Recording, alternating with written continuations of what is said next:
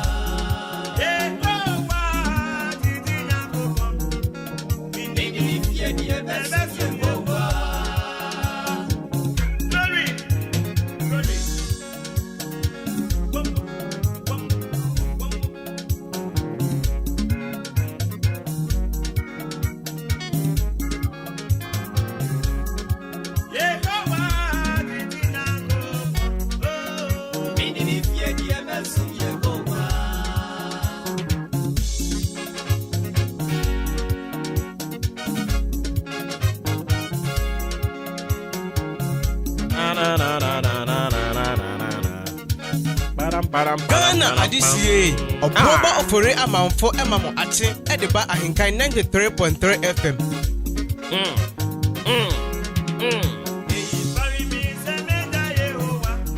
Ho akosu Titinya kupone Yatiasim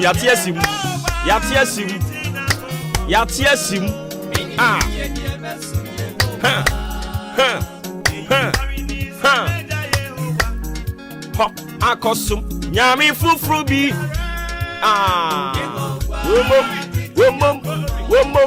womom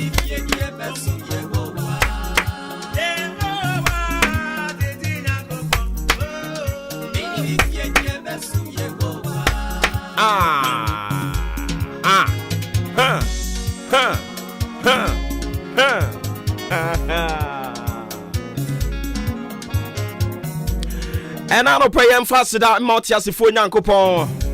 A Jack Yankopon or Bat Yankopon. Hon Kron Yankopon. Yam fasted and from Masaya me Basacre. Na yan country we are singing us. Emparian say a big Jaisa Yami Basacre or Nayakosum Yami Fufro. Emparian. Titinya kupone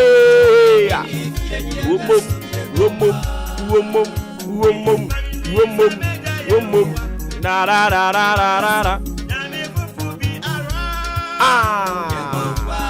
Titinya kupone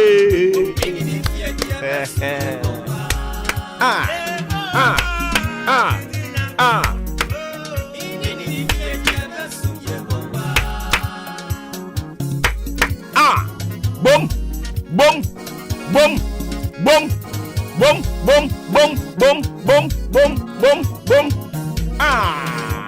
Ghana adisiye Obuoba Ofori Amanfo emamo ache ediba ahenkan 93.3 FM.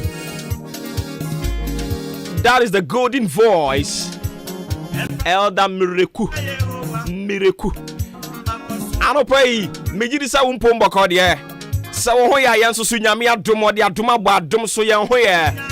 The 23rd day of May 2022. Today happens to be Monday morning. So arias yeah. I don't see free break up him say no to be bomuni mudada. For God and country, Ajia tumu jumedie ba ko etofam a na efom apai. Waje atum, yanso yaje atum. Ani tu be poem antem ha no de ya iduru sabre ya. won se baby atem din numero 1 obia etie fela obia etie sene ye radio sari ase enye radio no obi microphone no obesere sa no ache awachefo wache ahwan ekwe emifo owia no na momso no da bi ye kire radio sene ye radio professionally Edru Sabramo Sakrofo bebre na form notebooks. Aden omo be trotrom point ni de agu ho. It is good. Sang say ye ni ahenkan. Ye di kan. Rare ase. Pace setters. Ye tisim say ya. Ye chen abubu maba. On se baby atem din. Obi a tie. No mu bi so mo na akwayi. Ene o de be fa he. Saba aye Makata osesa open no kretia open de ekoso wo Ghana na yakamu no kra kire wa eye nkotie kire ho sanse omo no omo nunu omo ho no omo asere sada se ununu ho sere nso aye wa wasem a wona o ma me awu so so wada ade besa say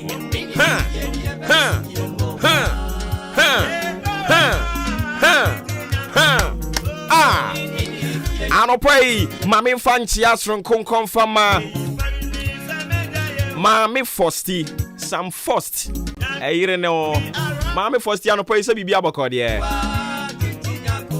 Samsona Brass Sammy. Anopay Begin someone somewhere. Hey! Saba! We are NPP Nina watching more down. Anopay Mumia now for Franca. Namun joining me. Ye him mum. Way him.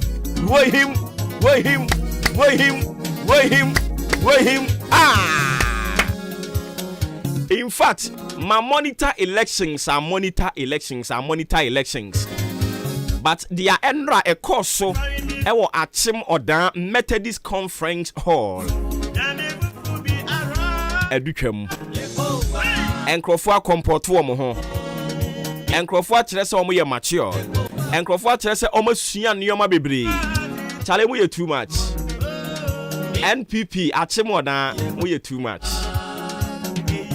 Na eye bebre no asenka. Sotro bi beto afawiem na nkatie bi adoje. But bibi sankoso. Nyankopon nhira mo. Yemo Commander Abaso Chief Superintendent Daniel Kwabena Amuako wone wo mrantie ne wo mabawa no enra mo bo adwuma sanso so ena Senior Presidential Advisor enra na krati dwem ohwe totoma bibia ya asumdwe boko na ade ba kwa ye unique a mehu ye ne se even omo elusu ye ni mpo ohwe omo ahokeka omo de jutu mu sampa ya lucy. Oh Charlie, I'm just praying say mo be ni say ya ho nanka mo de yakọ nyame nhira mo in fact endra mo mama koma to me yem nyame nhira mo pa omo ananka o madan ne ahuriye moja mpo mu tiri mu danka wo mo ye senka wo mo be sanwe de agu gari papam nyankopon ma wo mo nkonkomo a ebo mu tiri so nyame nhira empanimfo ebo aye ehwema abato no ya asumdwe wo se ya to abawie bato bura kuromu abeka se hwe yankoso mo amu wi ni eni nyina yama mutiri nkwa mo amu lusu ya no so better luck next time sani mu nyina maka mo ho abom eye from the word go and run. I'm just hoping say it will be like that. Montias say united you stand, divided you fall. Semunyina mobotae ba kodia. Eni amonka mo humom. I'm expecting the winning team led by Yeura Kwejo Ampabis. So obeka wo mo aka no ho. Na wo elusu ye no menase pobia. Mo hwe na mo nyimfiri ho. Funtum funafu, denchem funafu. Yeso mo yafuri ya baako. Wo mu ti na emienu. Nanso mu didi anu mo preso. Minimu se mo be yi saade ni nyina akwa. No maka mo ho abom. Some say they break the 8. Yate, Ghana Fonso Chamo. Saba! Boom! Boom! Boom! Boom! Na yenu ma DC Fonso enche.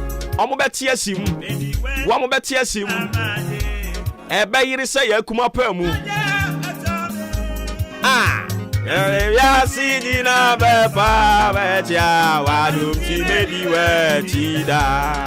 Ya kabiem. Medi wetida. Kabiem. Aye dia badie. Na se dia badie. Bepa wetia wadum ti medi wetida.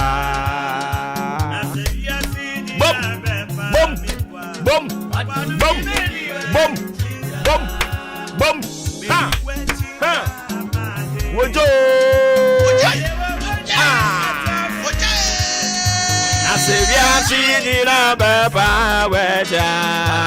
Baby wejida.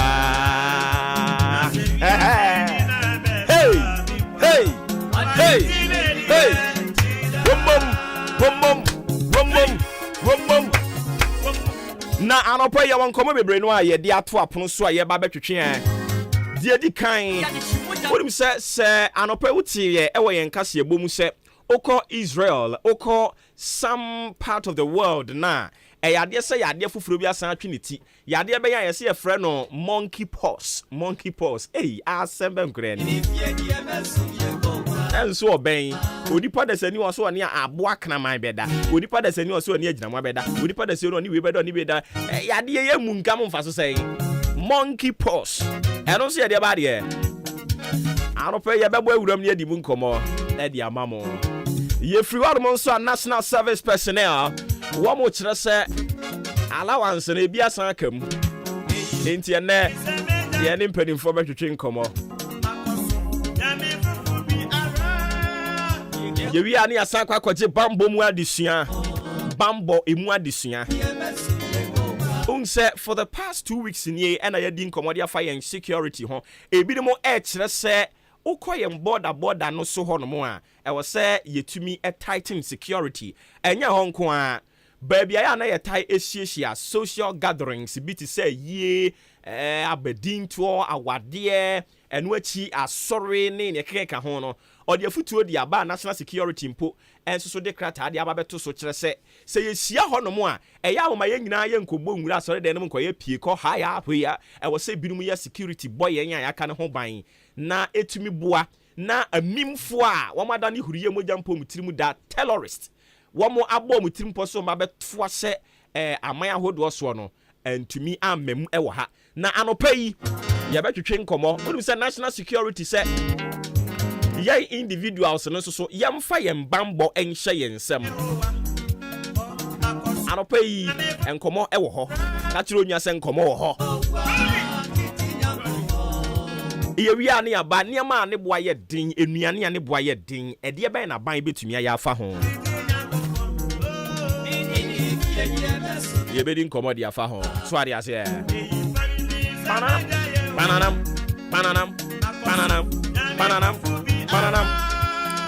So we are doing this with a solid production team in town. Udi Ahinkan Kwame Yaboa, the international killer Abubunia, the Abo Zegeman. Hey, na Endra opening what Sunday, ya Papa Udi Ahinkan. Also for her. Na enkrofo wo nim wo se woni wedi Ahinkan nam no send no message. Hey, ne ya tie ni enokre, ne ya tie ni enokre. Hey, Eddie. Odi Ahinkan trending ra. So much is saying. Hey, what's me on there? Hey. Saba. So the Ahinkan Kwame Yaboa being the executive producer for this very show. Jempa Hine Kofi Mensah on your lead producer Kobe K. Kwame Asante Oheneba Maakye Ofori Obuoba Ofori Amanfo Obuoba Ofori Amanfo, the Commander General and Sroja Bakwa Yaka. Ebi mo chire se yeah, captain other than captain in the morning. Joshua, I don't know. Adwa Robert Anzo say the Eastern's finest morning voice. Hey, you moke kan salama me tirima me do.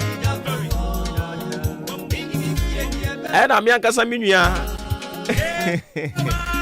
Kwaku Appinting. Kwaku Appinting, a war Freedom FM. Ono si Kotoku Mayor. Hey. Kwaku Appinting, I no pay me this Kofu Diaboko, dear. Kotoku Mayor, pa. Anyways. I don't pay a sinkonya, a forgotten country, no crano sanya tianwa. Yam fan kwang wine, son say, ye mammy Victoria do. Why encourage ye? Also, here, boy, no cray back pet. Asem no crancy and to sabi. So I say, into Obama say ya Obama bia, send another danka kufado Obama who biano. Into no crano can send ye tianwa. Into me betrance penma carry my mias and more catch me.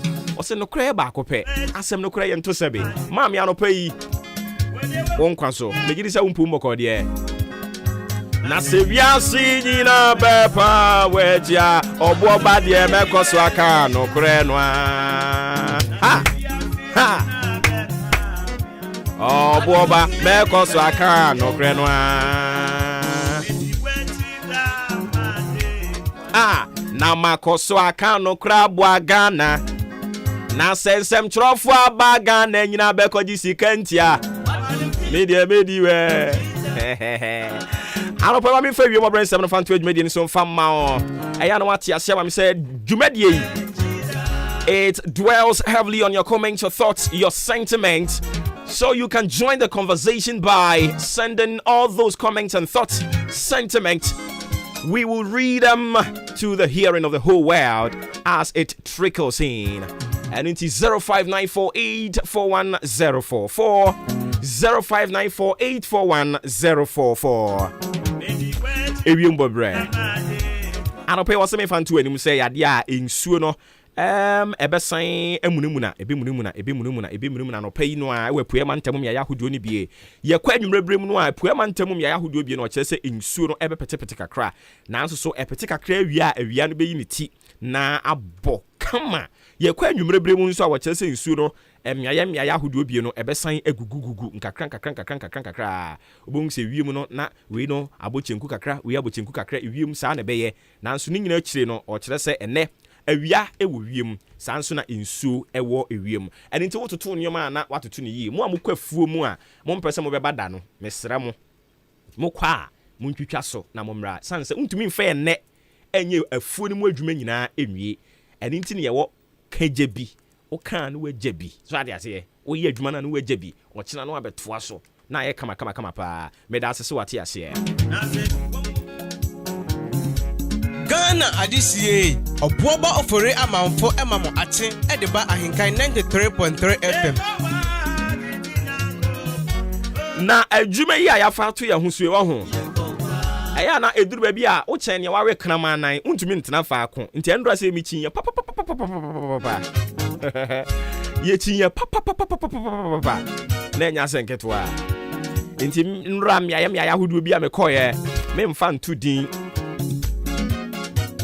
Na ye monitor case bi, ye monitor issues bi, ni ene nemu ho ba bi. Ye di na nemu a ye pepie ba bi a ye to aba. Enti ye community aba to kakra. Ni a community case bi nso ba bi kakra. Ba bi atemudin so kakra. Na odi ahenkan so trend kakra. Na loro fe no so ye tutumu kakra. Na fu ono so ye tutumu kakra. Nentosi nso ye tutumu kakra enuane bo ye tutumu kakra na brodo nso so ye tutumu kakra Ghana kakra me pacho ma memfa ene obofo kronkron obaye asem ode baye no ma yenche ero nso ode baye na watwe nyina na ode aba ene o se medum yoni nim nkomo ya asem ben ya eye tiawa o se leave a prayer lifestyle. Want it. Live a prayer lifestyle. Enti na watwi mu nyina no we will talk about prayer. Ye be kasa dia fa empaibo ho. Enti obofo obaye no obaye na ani abrepa obaye no oburo tonso saa obaye buro tonso saa buro tonso ne saa. Enti asem obeka kire me ne se obo enam se ya adwo oso wudi mbiribi na me se da bi nti no waba no famu ama ne e kire me. O sase ase wakasa na o kire se ohun se nyankopon akora mo e wo ne nsayem na mo sha finance no onam so ka kire tiefo eni kotoku man si ya so ye kotoku mayor na me se yan enti awurade nam wo kotoku mayor so e kasa kire kotoku man e kasa kire Ghana fo se awurade a wode yan awura afi 2022 mu no enkakran wode ye betwa eni nti wode ye sase January wode ye koye wode ye wura mu February wode ye wura mu March wode ye wura mu April e wode ye wura mu May se nyankopon kro no ada so ye nyame a won sesan ye and inti ne ba wo bayi aka nafua ne kakra bi no mawura afe no emfrimfini the 6th month of the year 2022 no nyankopon ya adom aka few days bi na mawura afe ni mfimfini mo acha afe ni mo enti obo oni bibi na mse da bi obofo no enti no ugina ha yi koso aka samitie o ase wokwa ko ka kire me manfo se awurade asem ode afsoma me some family now so far woman say they should live a prayerful lifestyle. Enti also ba ka to say omunye mpaebo for abrabo na omubo no enye mpaebo abrabo tie mpaebo ye nyame aduro. And enti uko Sunday school kwa sore papa ko Sunday school papa and then say Sunday school that so ha but me sense on so me dey Sunday school mani abrepa na one man churches no Sunday school mo fania omo nhye da mfa ne serious sa but anopa me sre mo mfa mo Sunday schools ni serious because a honor the foundation of the church. Sunday school is the foundation of the church. If the foundation is not right, you can put whatever mansions on it, it will fall down one day.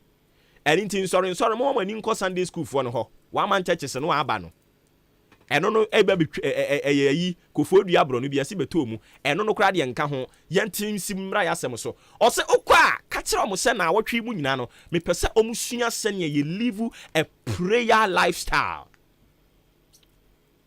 sense afi 2022 no awurade sa wade ne papa de awuram a wade be ma ne ma na mom before you be able to realize it no unless you position yourself very well, unless you position yourself in a way that say in ba it will be able to locate you into a so catch them say they should live a prayer lifestyle.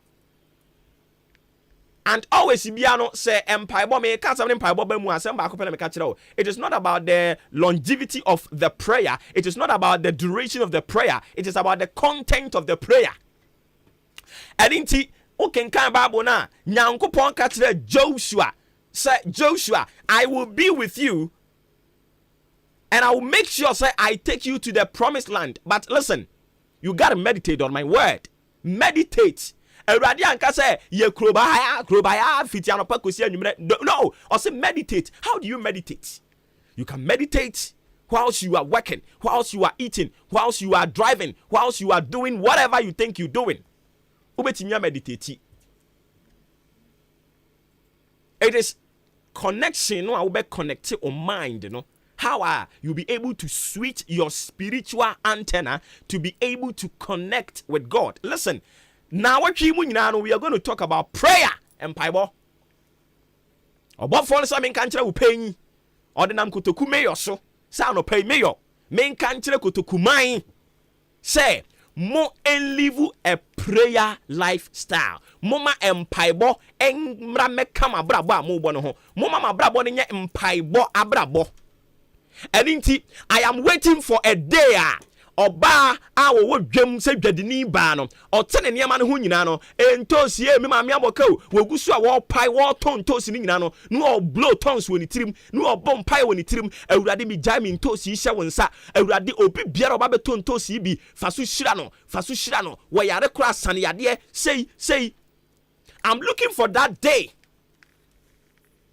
A obi a wo ton emo ɔten wa wɔtɔn mu ni nyina no na ɔbɔ mpae wɔ ne tirim awurade megyae customers yi hyɛ wo nsa obi bi ɔba bɛtɔ bie fa aduane so hyira no sɛ yadeɛ bi wɔ ne nipadua mu a so wɔdi ma aduane yi bi a awurade ma yareɛ no enwane obi bi a wɔnam ahokyerɛ mu sɛ ma aduane yi bi kana no a awurade ma ne nte asɛm wɔdɛ metwɛn saa da no a we will see people doing that. Oba in kind of we do. Tie. Obi bia oni ebe sign contract. I'm telling you this. Ebi anu omo aka ndi omo nye, ma me de me ka kire oyeye. Obi bia oni in kind of be sign contract no. We don't care the source of your power. Wherever you get your power from, we don't care. But ye no, nya yenim no se Nyankopon wo yen to na sori fie. So that's it. And what in a Jumano de Tete, and inti Yanni free ya ye hun coco, ye hun tuntumino, Onipa Bakupa, you say, Timmy Yang, one dear, Onipa Bakua, ye nim say, or to me friendly per free sumina so, no, the Nessima Pomatanabia, Onipa Bako, our no so be Sirawa, or in Nipa Bin Conco, Yassian could be some say, or born a minimum or free hair. Okay, Yatas or Boboya Quoni, Naquan with free Cruben, so everyone say, I know what I can with Rubo, I know what I can with Tiffy, I know what I can with Rubo, okay, my uncle Bommy. Mi yankwa bitifi mi yankwa tibie mi yankwa ha ni yankonko bisa na ya hwehwe mu no ayehunu sa ne nana bi nso firi abene omudi ade wo ho okay nyankopon besira wo a oni nipa nkonkonyatie sa nyankopon no ya ni firi ade yi ono na ye hunu no eni nti se wo ba ha no mo ne ye bedi dwa eye sa nyankopon ni ade wadwuma ne de hye ne nsa ni abɔ mpae sɛ awurade onipa yɛ wanya wo mamu gidie na ɔne yɛ ba bɛyɛ business yi yɛ gya na adwuma de hyɛ wo nsa ma nipa mɛtɔ yɛ bɛtena ha ne yɛ ka mɛma ne nyɛ nipa bi a wodi adanse kɛkɛ na emom ma ne nyɛ ho konkro a wodi adanse akyerɛ nyame ma na nyame ma nkotum wo adwuma no so san sɛ yɛnim sɛ wadwuma na ade abrɛ no ɛyɛ yie a yɛn so so yɛbɛyɛ yie yɛsɛ sɛ ɛyi sabio kodoɔ ɛyɛ ma ne ebu aso no akeka so that is enkwan ye da kwantere nso nya binom enti yen so ye mpai bo no ye bo mpai de ma I am looking for a day anka Ghana nyina da eba sorry say this day there enya dia ye ba be ye niema bi a contradicting that of niema Nyankopon eka na mom anka I am looking for a day president ba sorry na wo ye adwuma onka say ye holiday na whilst all ye adwuma no onko nkotena sorry dem say ye kwa akobọ mpaye ye declare ye bo mpaye ye nkwa adwuma no but ye declare say ye bo mpaye but yet we are working ye declare say ye bo mpaye yet we are doing and niema be boa ama ye productivity akonanim but whilst our president ye adwuma no na o blow tongues leba kabo laba raba lebe sika palo lebe kaba na ka o blow tongues the Ghana edi se awurade nsa se ewom se enipa nya ne mu gidie ayi ne se president de but ohene kese anyansa eni nimdie woni trim eni asafo awurade I am waiting for that day anka Ghana for ma ye be sorry na anka ye live a prayerful lifestyle anka ye niema ye nyina no ye de be sha awurade nsa anope wo sorry anopa abompaye why wo sorry awia abompaye wo sorry anwumra abompaye tie sima bia wo benya bia no make sure you communicate with your God don't hiri bia beba no make sure you speak to God hey me say yadan speak to God uni Nyankopon kasa eninti ene na watwi ene dwo brother ukwada ya wode fiara say Yesu ama asem wode na mobofo no so de ba ya wo say we should live a prayer lifestyle no we will continue to learn it yakase mpaibo cry eden eno ne the only divine way ubetimi ni Nyankopon akasa you speak to God directly so always you should be mindful of the content of the petitions you present before God, the content of the prayer. Be very, very careful about it. Empire boy, yeah. And in Tibuco Sunday School, I see Jesus started with prayer and ended with prayer. Prayer is the master. Unzwan called Sunday School, Papa. And to you, mammy, mouse, who name baby, and I'm crowd, Poku Minim so could be podia. Nema me kwa no wada.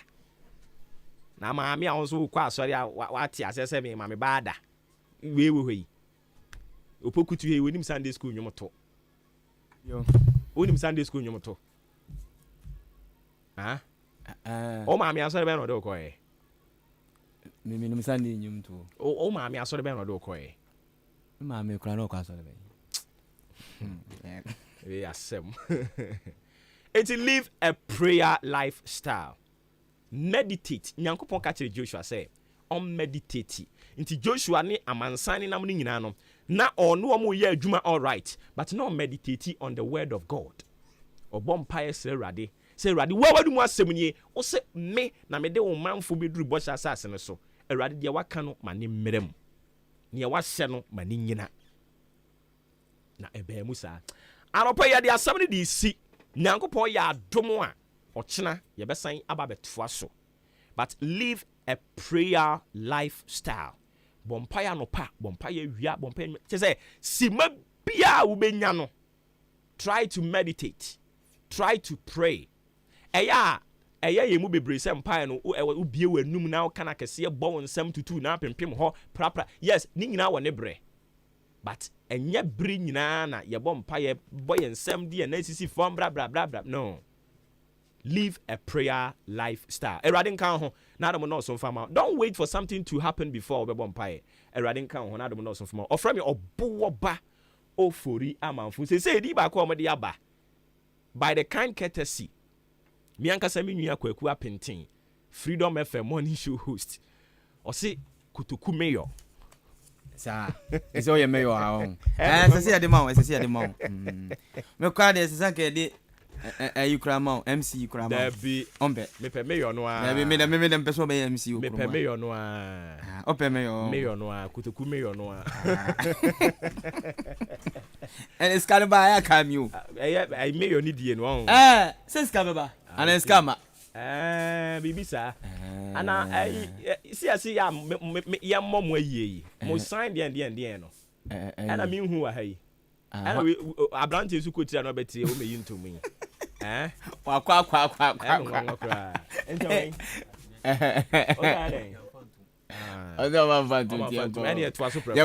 okay busiafo ye na chese Kotoku mayor se de wuhia no okroma ma mfre no Obuoba bi friend Kotoku mayor obebo adwuma no na me won semba ku kan me won grofo bo ase etimi yo mu adwuma enti ye na Obuoba se so ma yesima ne kakra se ye mfa gudie mo nsem no ye mfa mra wo brempon opokuare ena no pay me na matranse amede nsem no ba ye mfa se da no mfa ma big sound phones as we are saying pe techno phones pe Infinix phones, itel phones, afei oko money phone na iPhone 6 ekosi iPhone 13 Pro Max ye tuntumbi oho ba no television set ni dia papa no e 32 ekosi 75 ye tuntumbi afei webie shop kese na peso betu ye phones ni bi koguma oba e betimi ama bi afei wo television set bi oho na peso di sika kakraka ho na beje fofra oba e betimi ayama wo phone bi oho na peso beje obeje fofra obetimi sika kakraka ho na afei wa beje fofro akemodan yenko boga fish abro so offer JB story building ho ye ne Big Sam any come 0242 872049 0242 Big Sam phones as we are saying afi ODI electronics ebra per fridges per diffusers per kettles per blenders washing machines no busu say tam abanjuma ye for ankran for bi amrai no magene de wonso wo shop bi na person betu bi koguma oba e betimi di amount 0550 900 600 0550 900 600 nyami aduma ejebo ejetimi abedu nyami aduma Saturday asene be de Miami Sport massa brao bra yenhia ni ahwimom ahenka FM yes say yenkuku ni yankaka ni abepiem ho na yebepiem ho dia iwo for Champions League final no ene de ba na yewie so a street carnival ebekoso ahenka FM DJs obi abeba ahenka FM workers ni oba betimi no obi a enso etimi atwa pictures a chede ni de bebre ni ebeche ho eti nyame adama Saturday by 4 p.m. ni ahihye ne ma na wie ni ahihye wie so de nwom ebejejo tata nana KJC Company Limited ena de call iron rods a 15-16 mm ebesi 10.5 mm afi binding wires okwa ebetima ma biato cement awuro ni nia nana KJC tuntombi akimodan yani Akim State University no ena ye opposite 0243 304 101 nana KJC ede call afi big John phones ede call iPhones afi iPad eno so ope eye phones awuro ni ato Techno phones Infinix afi Samsung Itel ya tuntombi oho oba na is a big Joe phones ya wakimodan Mandelina baby Afrimpon Enterprise wa 0246 12 45 30 45 0246 12 35 45 a big Joe phones ena ede elko enso ewo no mo afei in cancer phones ebra u phone na say adawa be 20 years untimi and repair fabre be repair the amount afei ope charges ope batteries earpiece oba ye betimi ama bia kemodan be bia nkuko phone no 0243 47 3156 afei bearman kwan aduane be na de say bearman kwan aduane ede bearman kwan aduane na akono say bearman kwan nyame adoma Saturday bearman kwan eso sponsor eti bearman kwan de maza oho na opeduane papa timi adi amu anu matimi ato a ti se banku kokonte akole maza fo ani chemo bearman kwan fufuo ne de na eso no enwuramu na bibia bi oho bearman kwan de uduru achema sene a busasa infa na bearman kwan wo emripam no ye de numbers ebetudwa edi amount afi yankwai ni amfa ensam no emra ya sha se free the French League 1 matches no se ne koye Angers enso tonsa edi free Montpellier Angers etimichi Montpellier ebone kanime no Montpellier entimi ante afi Brest etna ho Bordeaux bebone kanai Brest enti ekanumie no afi Clermont Foot etna ho Lyon ebebone kanime no Clermont Foot enti kan bako Lens boboko no etonsa free Monaco obi a hyenyoko no ekamienu Lille Metropole etonsa edi first Star Reniers obi a komchibodi afiem hyenyoko no ekamienu Rennes boboko no etonsa de free Troyes obi a hyenyoko no eka bako Olympique Marseille eche Strasbourg ebone kanai Strasbourg enti amfa ball Antwerp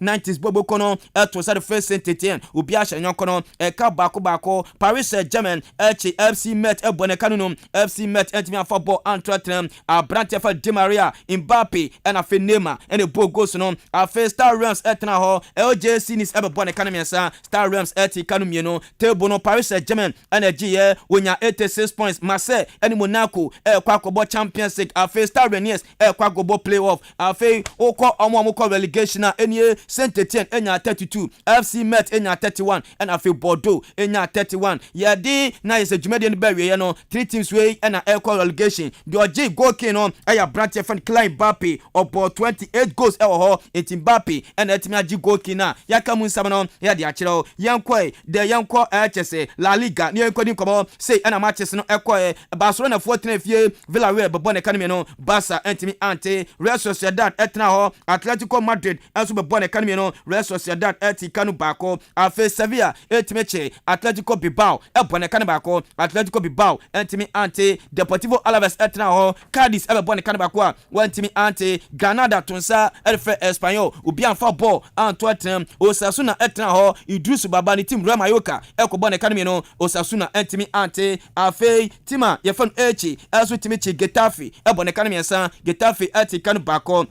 Mr. Valencia etimiche Celta Vigo ebone kanime no Celta Vigo etimi afabo Antwerp Samson Rayo Vallecano also etna ho Levante ebone kanine Rayo Vallecano eti kanime no ansana Real Madrid etonsa edfe Real Betis obi afabo Antwerp Madrid and aje onya 86 points afe Barcelona Atletico Madrid Sevilla kwa kobo Champions League one more call relegation no enie Granada Levante and afe Deportivo Alaves one more so tukwan akopiemo relegation top scorer no Karim Mustafa Benzema ena eje o dis 27 goals ena STAJ chese goal kina yaka munsam no ye de akire yankoni kobo Italian Serie A ye de jumade no abana wiye Torino etna ho Jalowasi Roma bone kanamiansa Torino etimi afa ball Antwerp Salentina boboko ni tna ho Udinese Calcio bone kanai Salentina etimi afa ball Antwerp Venezia tonsa de fe Cagliari obi afa ball Antwerp Inter Milan etimi che Sampdoria bone kanamiansa Sampdoria etimi afa ball Antwerp Sassuolo etna ho AC Milan bebo ne kan miensa Sassuolo entimi afa ball Antwerp Spezia Calcio tna ho Napoli ko bone kan miensa Spezia Calcio entimi afa ball Antwerp Atlanta Bergamo tna ho Empoli bebo ne kan bako Atlanta entimi afa ball Antwerp Fiorentina ye bo man se Viola entimi chi Juventus ebo ne kan mi no Juventus entimi afa ball Antwerp Bianco Celesti SS Lazio tonsa de Hellas Verona obi akwam chibodu afiem ebo ne nyokono ka miensa saso na Genoa enso tna ho Bologna ekobo ne kan bako ma Genoa entimi ante ye de dwumade ne be na wie ye no AC Milan energy 86 points afi teams ekobo Champions League enie Inter Milan afi na team a ye fa no Napoli ekwakobo Champions na afi Juventus akwakobo playoff omo mutu kwan akopiem relegation no enie Cagliari Genoa na afi Venezia na eko ye chese relegation yakamu sam no ye de aba top scorer no enie Chilo Immobile osia kan edema SS Lazio enso etimi 27 goals na etimi J top scorer na yakamu sam no ye de achiro EPL ye de dwumade no abana wie ye Arsenal the Gunners etimi Toughest Everton ebone kanum Everton eti kanu bako afi Brentford etna ho Leeds United bebone kanum no Brentford eti kanu bako Brighton etimi West Ham ebone kanum yensan West Ham enso eti kanu bako afi Burnley tna ho Marquez Newcastle ebone kanum no Burnley eti kanu bako Chelsea Stamford Bridge eche Watford ebone kanum no Watford eti kanu bako Crystal Palace etimi Manchester United bone kanu bako Manchester etimi ante Leicester City etimi Southampton ebone kanu nine Southampton eti kanu bako afi you never walk alone Liverpool etimi Overhampton Wanderers ebone kanu miensan Wolves eti kanu bako Manchester City etimi Aston Villa ebone kanu miensan Aston Villa eti kanum no afi Norwich City etna ho today is to do Tottenham Hotspur ebone kanum Norwich City enti anfa ball Antwerp yade dwumade no be na wie ye Manchester City 83 points or 93 points enkofo no age afi Liverpool 92 points afi Chelsea 74 points and afi Tottenham enya 71 points womo ena ekwobo Champions League no afi omo mutu kwan akwa relegation no enie Burnley ekwo afi Watford and Norwich City ekwo yade dwumade no be wie no top scorer no enie Mohamed Salah any abratia fan song awusia kan edema Tottenham Hotspur no omunia joint edimi etimi 23 goals edeje top scorer na yakamu nsam no ye de achrew enso ewo ho no mo afi yankwai na nsam ketenkete kakra no yan fanshase yanko San Siro enu a unse AC Milan etimi je chese Italia Serie A no etimi di si wo na so no opene first Stefano Pialo so bone mlanta na ba so especially Olivier Giroud ni Rafael Romo afi Fikayo Tomori mo enu omutimi etimi Sassuolo bone kanu miensa na no na me no kase da Brantia fan Frankese wodi jumede na si enu AC Milan for esu timi bom sam adema Frankese no umse boy no eguram ewo FC Barca no akwakoto so na openia fa Zlatan Ibrahimovic say no trophy no what the more openia fa Mino Raiola esa se papa no enso atimi afi ati asefo asase so no oye chese super agent e de more openia fa Zlatan etenu Zlatan mo etimi boy ma esimla for eje trophy no oso de sa trophy no e de more openia fa Mino Raiola yakamu nsam no ye de acho Mino kasere AC Milan na je se be 11 years nie ana mutimi gi e league title no na se no openia fa Stefano Pialo mo etimi kwam chibodu afiom Sandro Tomoyo mo abrantia fa no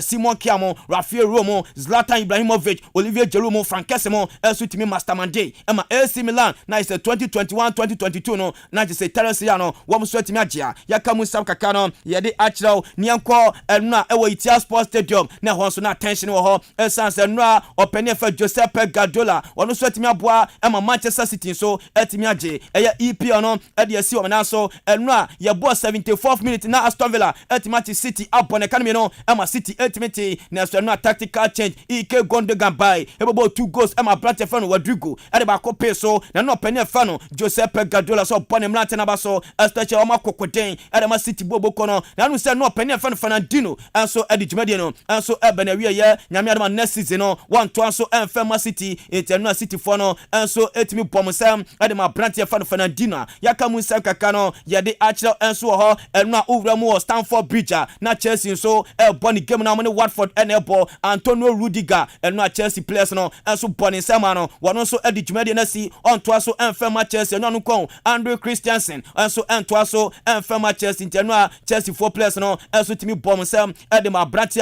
ye fan Antonio Rudiger yakamu nsam no ye de achel enso ho no mo onum se Brante fan Kylian Mbappe de kan ka chel se o stay na Mbappe enso e ye the press conference no ono opania fan na se e Khalifi and e sa press conference no na Mbappe say yanka to dwa sasa suisu who Paris Saint-Germain free wa team of support to Real Madrid bobo kono na odopenya fan Florentino Perez San Madrid fans no say group baby no abrate fan Kylian Mbappe na Madrid for enso ay willing some be sign no yaka musa kaka no ya de acha enso ho no ma ya de musa no ya de acha unu say Aston Villa omanya 50 million pounds at the free city ho San abrate fan Jack Grealish City for akwasani di free Aston Villa amomo di share contract no so timi bua City for amomo timi jelig na 50 million pounds in ya City for kwa kotua 15 million pounds no e de ma Aston Villa yaka musa no ya de acha ya mre fie de fie nsam komo ya Chelsea free division 1 league zone 1 no say ne koye Mighty Royals etra ho instructor ko boni kanime no Mighty Royals eti kan bako afi wasunta etra ho Bia United ko boni kanime san wasunta eti kan bako Young Apostles Unity FC ebone kan ba ko Unity antimi article no Boliga All Stars etra ho Brekuma sa bone kan ba ko a watimi anti Sansuna nyame adoma ne matches ni bi ebe koso Sankuranza Warriors ebetonsa eda fe Dreams Tamale afi Bofa Kwata no etonsa eda fe Wayasin afi Stefas ebetonsa eda fe Tamale City na fe Sabafo Soccer Academy atonsa eda fe Kentampo FC ya kamunsa no ya de atra insure traman ewo na is 62 points and afi Tamale City our 59 points yaka munsam ya de achiro zone 2 no say na be call Holy Stars etimeche Sky FC Bonekanme no Sky eti kan bako Future Stars anso etimeche Pacific Hero Bonekanme no Pacific Hero eti kan bako saso na new adu biase etimeche Bekwa Youth Bonekan 9 Bekwa Youth eti kan bako second year Zakes eton sa fe Wasamai obi anfa ball Antwerpen Swadro All Blast eton sa e the first Samates obi anfa ball Antwerpen Acheken etna ho ma Unis Academy Bonekan bako watimi ante zima kotoko etimeche ebuswa draws ebone kan bako watimi ante tebunu enie Samates ewo 59 points afi draws ewo 51 points ena nu adu biase ewo 45 yaka mun samno ya de achiro zone 3 no senete Akachi All Stars etna ho inform kotokuras bone kan mesan Akachi eti kanu mieno Ankuti enso ton sade fe Interlies obi a hye nkono eka mienu Akosomo Crystal Palace etna ho nani akobone kan bako watimi ante Pando Heart of Lions etimeche Accra Young West Bonekan mesan Young West entimi football Antwerpen Liberty Professional tra ho Golden Case Bonekan bako wantimi ante kwa biblem tra ho Tama Youth ko Bonekan bako wantimi ante nyame adoma na Vision etonsa eda fresusu bibi afe Tudumanti Jet betonsa eda fra Class City Stars no me da yantam so tebunu enie Liberty Professional ewo 55 Tama Youth ewo 55 Lions ewo 54 and for Darko Tokuras ewo 53 points Omsan was standing match Omsan wo 3 points B Eche Fridgeman enche Verdict ne baba bonten Ghana Premier League match day 30 Great Olympics etna ho Mediama Sporting Club Obone kanba kwa wantimi ante Aka Lions etonsa edfe Diana Stars obi an football Antwerpen Sasuna Beche United etonsa edfe Lagos City obi an football Antwerpen Karura United etonsa edfe King Faisal obi a hye kono eka bako bibiani Gold Stars etimeche RTU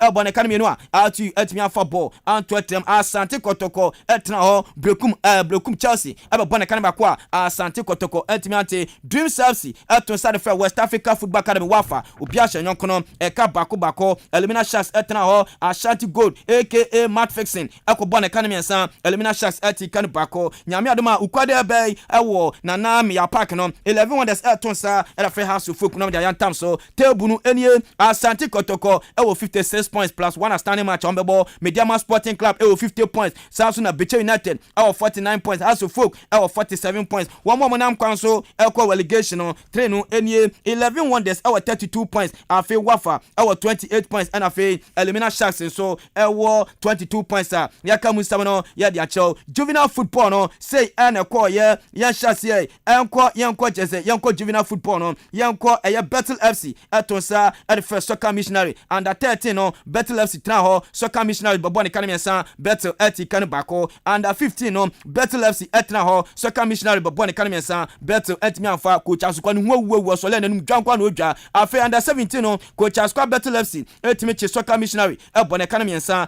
ema chese soccer missionary eti mianfa ball Antwerpen yanko chese yanko Red Talent enso ne Vivid edi hye so under 13 no Red Talent eti meche Vivid Vivid ebone kan ba ko Vivid entimi afa ball anto atem under 15 rare talent enso ton sare fe Vivid obi a contribute afiem ebone nyoko no eka miensa under 17 no rare talent etna ho Vivid ekobone kan ba ko rare talent entimi afa ball anto atem afi yanko yanim yanko he overcomers eton sa e fe Jamaica Young Stars and omedi share so yanu se netie under 13 no na jese overcomers enso timi chi Jamaica Babies ebone kan mi no ema Jamaica Babies eti kan ba ko under 15 no na jese overcomers enso eton sa fe Jamaica Babies obi a hye nyonko no eka mienu reverend ompre yinu ho na utim no ho awudodo over under 17 no na jese overcomers esa ni Jamaica Babies esa kote obi a hye nyonko no eka mienu sanso na jese oba YMB eton sa fe KTK under 13 no YMB etimi chi KTK ebone kan ba ko KTK etimi afa ball anto under 15 no YMB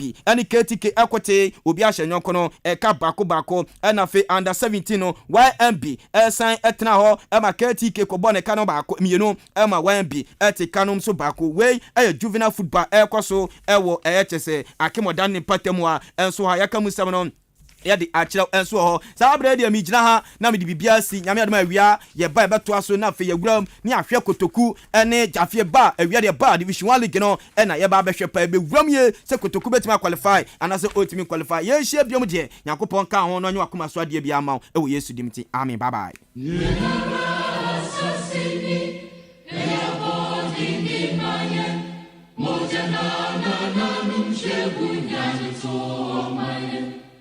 Metumini mususu, seye beye biasosu, inyoja sukutu kani nyapesebe kuminya, edi embre mutama yenesasu mota atumse, omanu seriyeyo,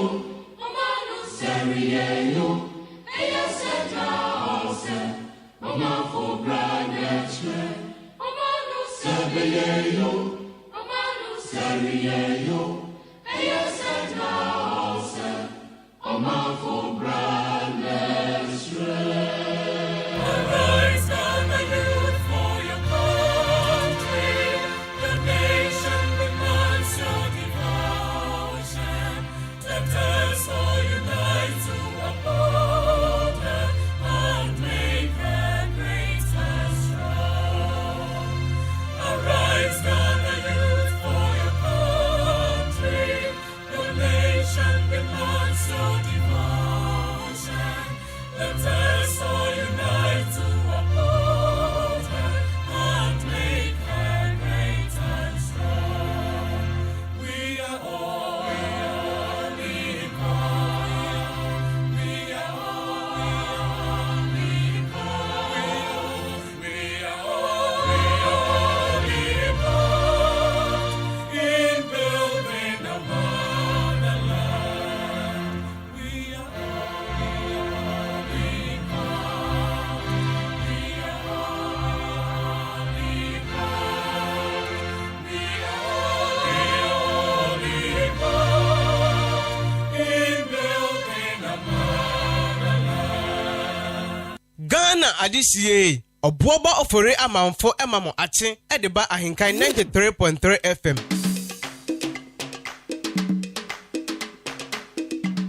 Ghana adisiye Obuoba Ofori Amanfo emamo ache edeba ahinkan 93.3 FM. Ahinkan FM.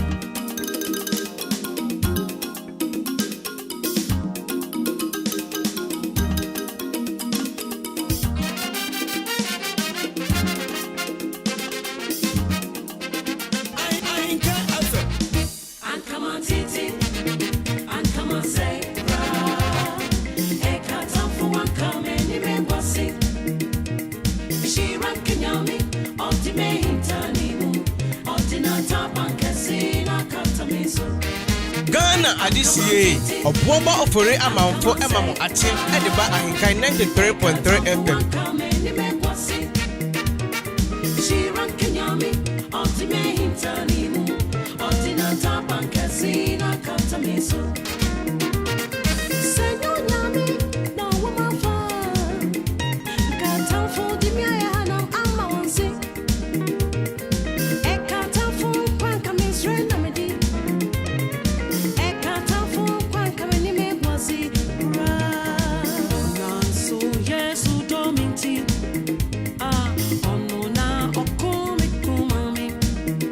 see, oh no, now, oh, dear, say, mommy, why?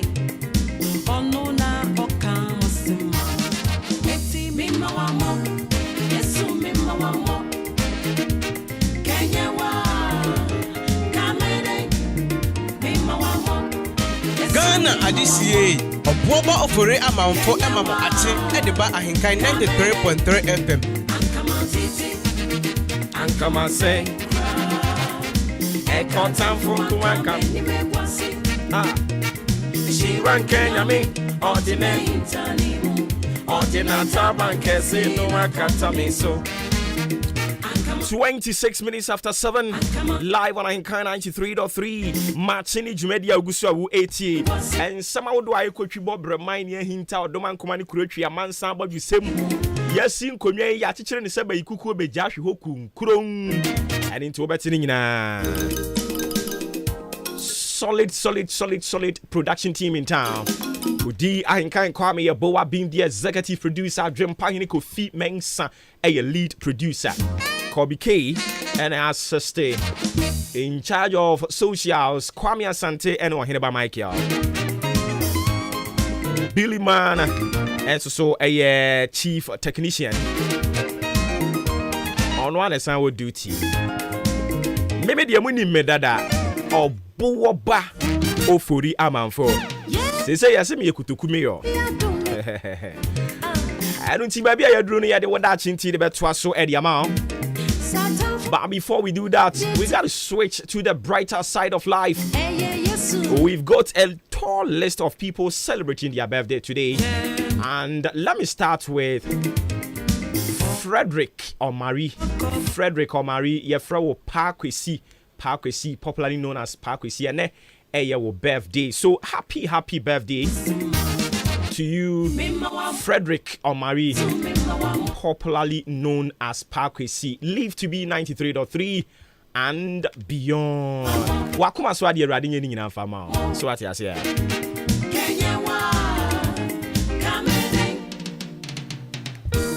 Shut. Na mensa can document bi wa ha. Document we no the Fourth Estate. Manasseh Azuri Awene. The Ubokrata wa no and we chief editor. And I say editor in chief. It talks about a year me ankasa me wofa kwadwo owusu afri ye Sir John. Ni will a waye na ababeto monten so. Na media de minimum say will de senka bona fide property. E de ntini timi babeto monten so sa but the ama will na babeto abonten a ene nkrofo aka mu asem no. Ene say udum say Achimota Forest. Eho aba asem na nsen eho nsem eye bebre. Yabo mu amane no a e de akyerew ni nyina efa eye executive instrument ya omampani Akufo-Addo issue ye and I say usaini yes yemfa and declassify part of Achimota Forest eye forest reserve no ebi mo kire say the peripheral no yemfa ma owners no the Owus family e hon sama ye bebre na anopa yi e na ababeto abonten enrampo e na beto abonten say kane chief executive officer no that forestry commission no ano yewura kwadwo owusu afri ye Sir John ni will ababe da abonten na will ni mu no ase or the Achimota Forest ni bi dia ma ne ma enye honko a okọ sakumo no a wetland na wo ho no so eno so wo kire se or the portions e dia ma ne ma anopa ye bisa se utumi de Ghana adwapade e de ma wo ma because per the document ababe da abonten sisi ya de sa na e kire. And I would try my possible best. Say I will walk you through some of the documents. Na minsa kan wa ha no 12 pages. Will na kane Forestry Commission Ura Sir John or ye the man in mano 12 pages and I have them here. I have all the 12 pages, you know. Unse will no me wa asase wa ha. Asase no mfama kwadwo, mfama yaw, mfa ni nyina ewom. Every kwe ni mu no. We will run you through and see the wheel. We are not so much concerned about wheel, no, but portions na. Kamya kwese aban anase wo man no adwapade na opani no will no anase purportedly no ebi mo kire say ase wo de ma ne ma no a eno na ma sa raise the interest of or mine. So we will talk about it yeguso a ye ko yen anim no. But in the meantime no ma yemfa wo da chinti entwa so emfa mawo na afei ebrene so a yentimi mu wram ni mu nkomo kakra will the sene medical kan ya na mostly bona fide property private thing, but they are raising the concerns of Ghana for no party bi omo kire say as wa allocate asase de ama ne ma. Meanwhile asase ne Ghana for dia yetimi ye ne sama ne yie and as saying enetie yetimi ye ne sama ne yie dia se ne kasem abawu because o mampani kufu ado ti hɔ yi Ghana nyina hye ne nsa sisi a edinke wo hwa asase ne ba bi ado srade no ba bi aye no kon no wo se ya ne muntwa mfa ma me ba doku a ne ho mo keka ho. Out of here we have a very interesting issue to talk about live on the show, and in Tiano was so Eddie Amami, and coupled with a year near Yebeka with regards to Sir John New Will, the Ababeda Bontin, and Nano. Yebesa Eddie Nkomo Bibri, Eddie Afa, one or two issues. So, Unsaminoka say, Yera Mahaman, so raise concerns Bibri as far as your elections are concerned. Electoral Commission, Kamia Kwese Yera Mahama, the one you need that, Bepimone, say. Ye kwa bathroom na enipa mienu ekogina ba akonye referee ni ni a ensunsanso no sen na esitie eno so ya de ebehwe na yadi mu enkomo onim se me no ka say so internal elections ni guso a ekoso a nyankopon ya adom a Friday anase Saturday Friday anase Saturday say Friday 27th Saturday 28th ya de a NPP wo regional elections no so bekoso okwa santimantemu a ayire se ya kuma pa mu a ehono de no ebe kekeskeke ebe yiri tu chairman ode ne ho na chairman wuntumi na aso ma take lead do wo ye I think wo ye 5 candidates but enipa mioni na wo ewo the banner headline and crofo kamu asem obepue mantamu nso aha nso so obi be se ayiri yo enya asenketwa apue mantamu anso so no ye yankasa ye Jeff Konedu oginam sa nso so na papa ba ko bi nso ka ho ono so ye behwehwe ni din ni abodi amam ai enti ya na wa hyene nso de amame ma yemfa wo da chinti no mfa ntoa so na fe yemfa nia aka nyina nso mfa nka ho emfa ma anopa yi wo da chinti dia ye de nam ayetiawa wo da chinti anopa ni ye de nam ye say sit down for a while, determine what is most important to you and follow it religiously. Brofo mesan kan bi wiaram de abayan kasen die me say sit down for a while, determine what is most important to you and follow it religiously.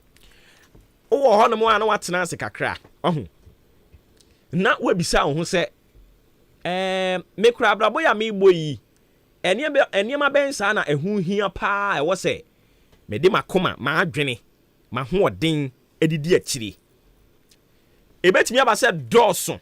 So on the scale of preference no oba peke nia eye priorities enti wotena ase na wabisa wo ho se me kura abraba me boyi eden na me pese me ye okay minya teacher meye minya nsamchironi ameye minya politics ya meye o okay enti sa ne ma me nsem ma me en springe no me springe no ade he na me sesie ya me kasa yi metimi acha ase say ya woni ma de bi wono ma yes it is part of wo encheseye but akadia eka ho no na enya ready enti the akadia na ya ready no then you begin with those things enti tena ase bisa ho abrabo emu say what are some of the things and they are so important na me follow no religiously enti obu on mo so person ko school 1 o person ware 2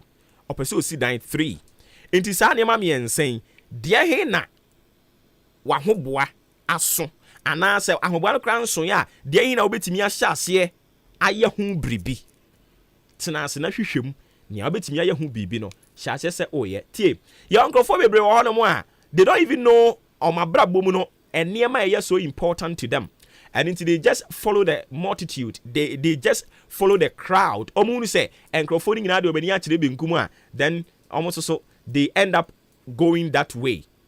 Or no one can say to me, near me penny, near who hear me. Now I hear Juma. Do that, sit down, Tana Toso. Makacho say, Yanko the 20 mile say, Yem fan tenasi. O the tenasi on cast of Fedicon concern. O tenasi on cast of Akikan neighbor Musa, what tenasia, or say, fat Jenny wa bra boom, and near my bit in Yaya wa bra bono. It is sit down for a while and determine in your life the things that are so much important of you, for you, no. Make sure say you follow them religiously. Oh, young way Juma, unshibin kumunshenifa. Men din ni pechi. And I know ya tikemu. Baby, I need echo. Any part dominant drian when we see ye. Madame Bako Timubi. And one also see ye. O Syrian will be Salmon when we see and say, hi, hey. Only baby are all call. So when him baby are all car. Car the baby a baby be a winner will be see.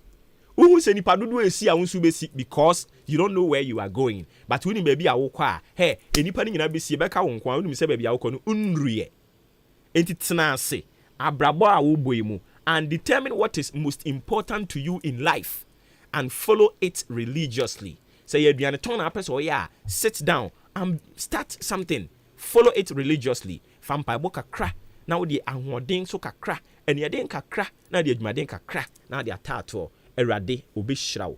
Erade enka wo ho na na adom no so mfama. Oda tinti ye de say for me na me wo gidie eni ahotoso e wo Kristo Yesu mu se wo ye ne saa adom ewura onwu animu ase na adansedie be doso e de ama wo. Erade onka ye ho. Amen. Woda tinti eya no wa ne saa. Woda tinti.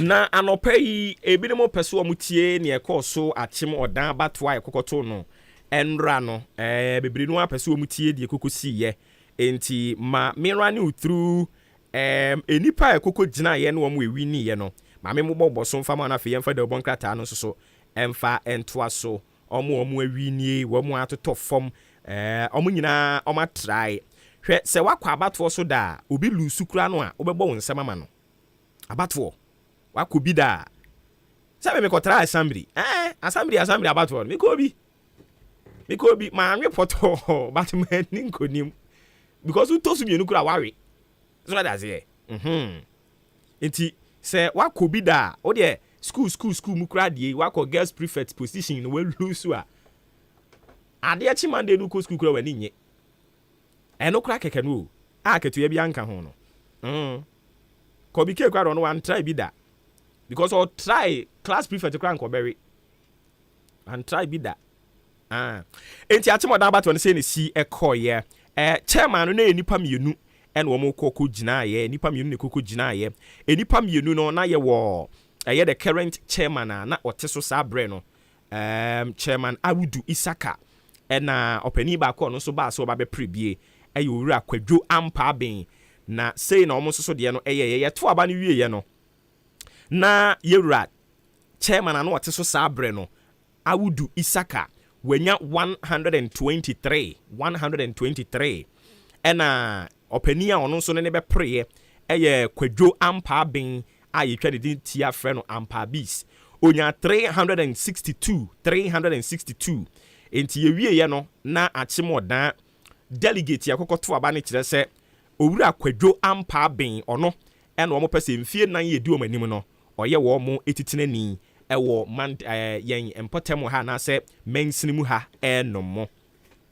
enti chairman for de no ne ekokoye no first vice chair eno so say ne ekokoye ye nipa mienu ne kogina ye owura Kingsley Kwadri ena Yawboache ye to aba ne wie ye no na owura Kingsley Kwadri enya 399 ena Yawboache enya 84 enti owura Kingsley Kwadri ena onya saa di Breno set first vice chair the match more than NPP constituency no so ensem na be dia ma no and when second vice chair no so enipa makomako 9 and wo muti gina mu so mo kopre Nelson Ntiamoa enya 42 Elisha Asare Bediako enya 186.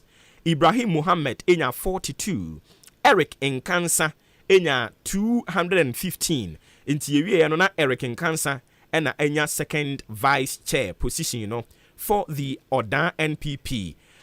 Secretary position you know, enipa mienu ne prayer Benjamin Baden na ono eye incumbent ena Gabriel Oliver enso so ebe pribie yewie ya no na Benjamin Baden enya 453 votes ena Gabriel and I say Gabriel Oliver enya 31. Enti secretary position no na say Benjamin Kuku Baden etimi maintain ni seat you know, as constituency secretary for the NPP.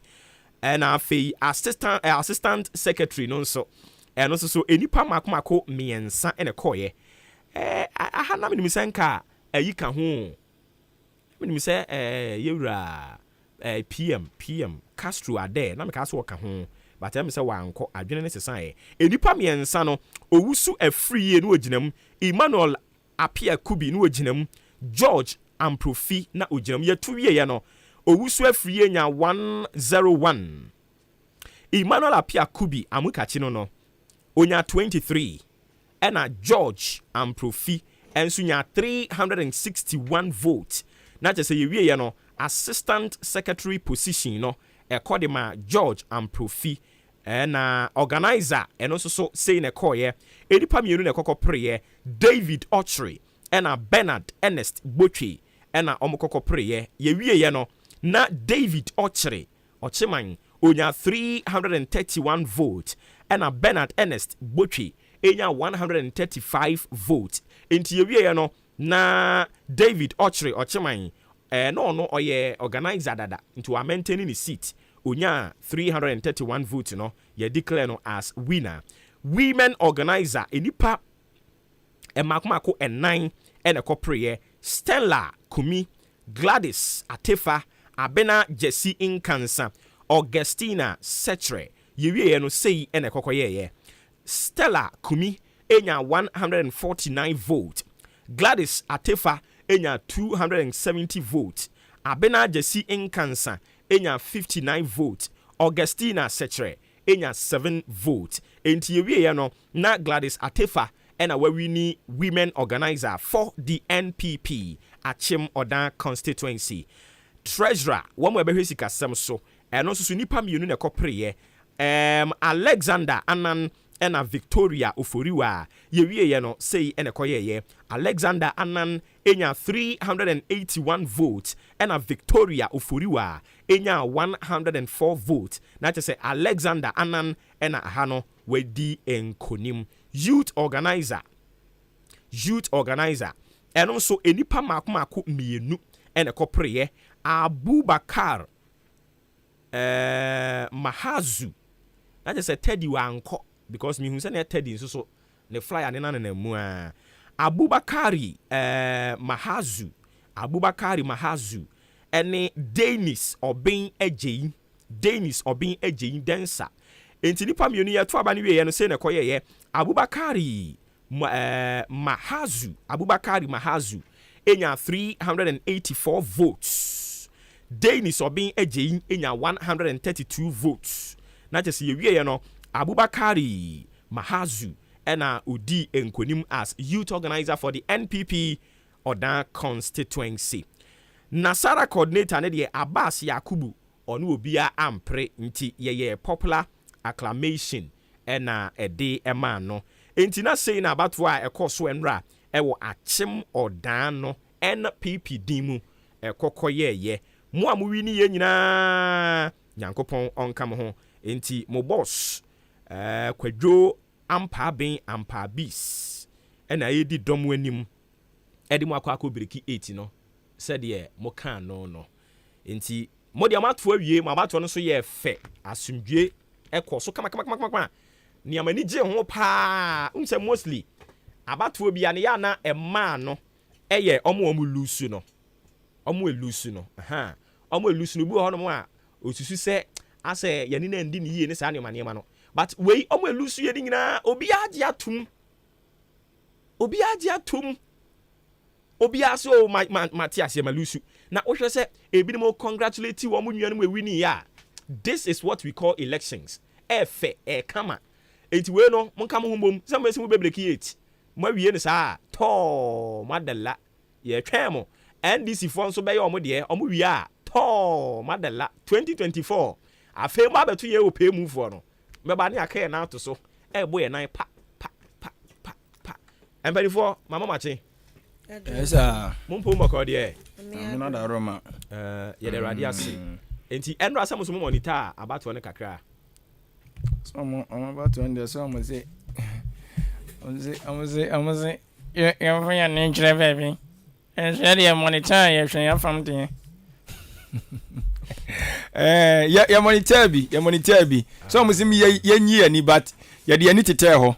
Wan na si munyi mani. Wan na si munyi. So I'm say anu mo fo de omo amato ne omo ayi de. Omo party nsem de ye nyi ani. Amen se me call ho. Na me chese ye de ani tete akiri. Na wode wani tete akira na ye. Okay me. Because me call ho. Okay. See me wan frɛ me de me tremba bi na me mani ahwɛ wo. Me de me call ho. Oh okay. Me call ho. Right. Ye de ani hwɛ akiri. I see. But my witness about but we know one of about only be a peaceful. Oh okay. My bomb penny for na baso. And a police commander who could betri on any rant here omo ensure sa sumdwi ebekɔ so ho no mo a nyame onhyira wo mo nyina nyame hyira wo mo na na wunhu ne awo kan na afia nso monitor bi. It's not like say you monitor but you monitor from afar. So I'm best me chire. Afia monitor the monitor amankobi. Oh I see. Mo fa de bon kata na man ne enko ni. Ebusia anapa nonso abo apa ho aduanan enso. Aha eya ahenkai 93.3 FM Chinjumadie ena wasugusu awutie ne da ubonkrata moboso ena yede ma we na ebusia mede daily guide da ubonkrata no ena edi kan na yase ndra mpupudi mantamu kwhwe nkra mpupudi mantamu a ena no Saturday npu na hyase ensuo no hyase wa aboabo hanu mu a start ye gugu na misem kofo bi bebre papa ene ade chenso na mpa kofo bi atre so pa chese nkra mpupudi mantamu ensuo ji ejiri fa kofo no enye asem ketwa ensuo kakra ye to ye mpuni o ene no wabraso de bi na nia atiasi Ghana ade nia se nyina ebewu yebewu flat eti hunsam eda hanum akratai ede aba na se yesi Ghana ya sokọ Ghana sokọ kwa ye nya sam ketwa terrorism asem ya kan no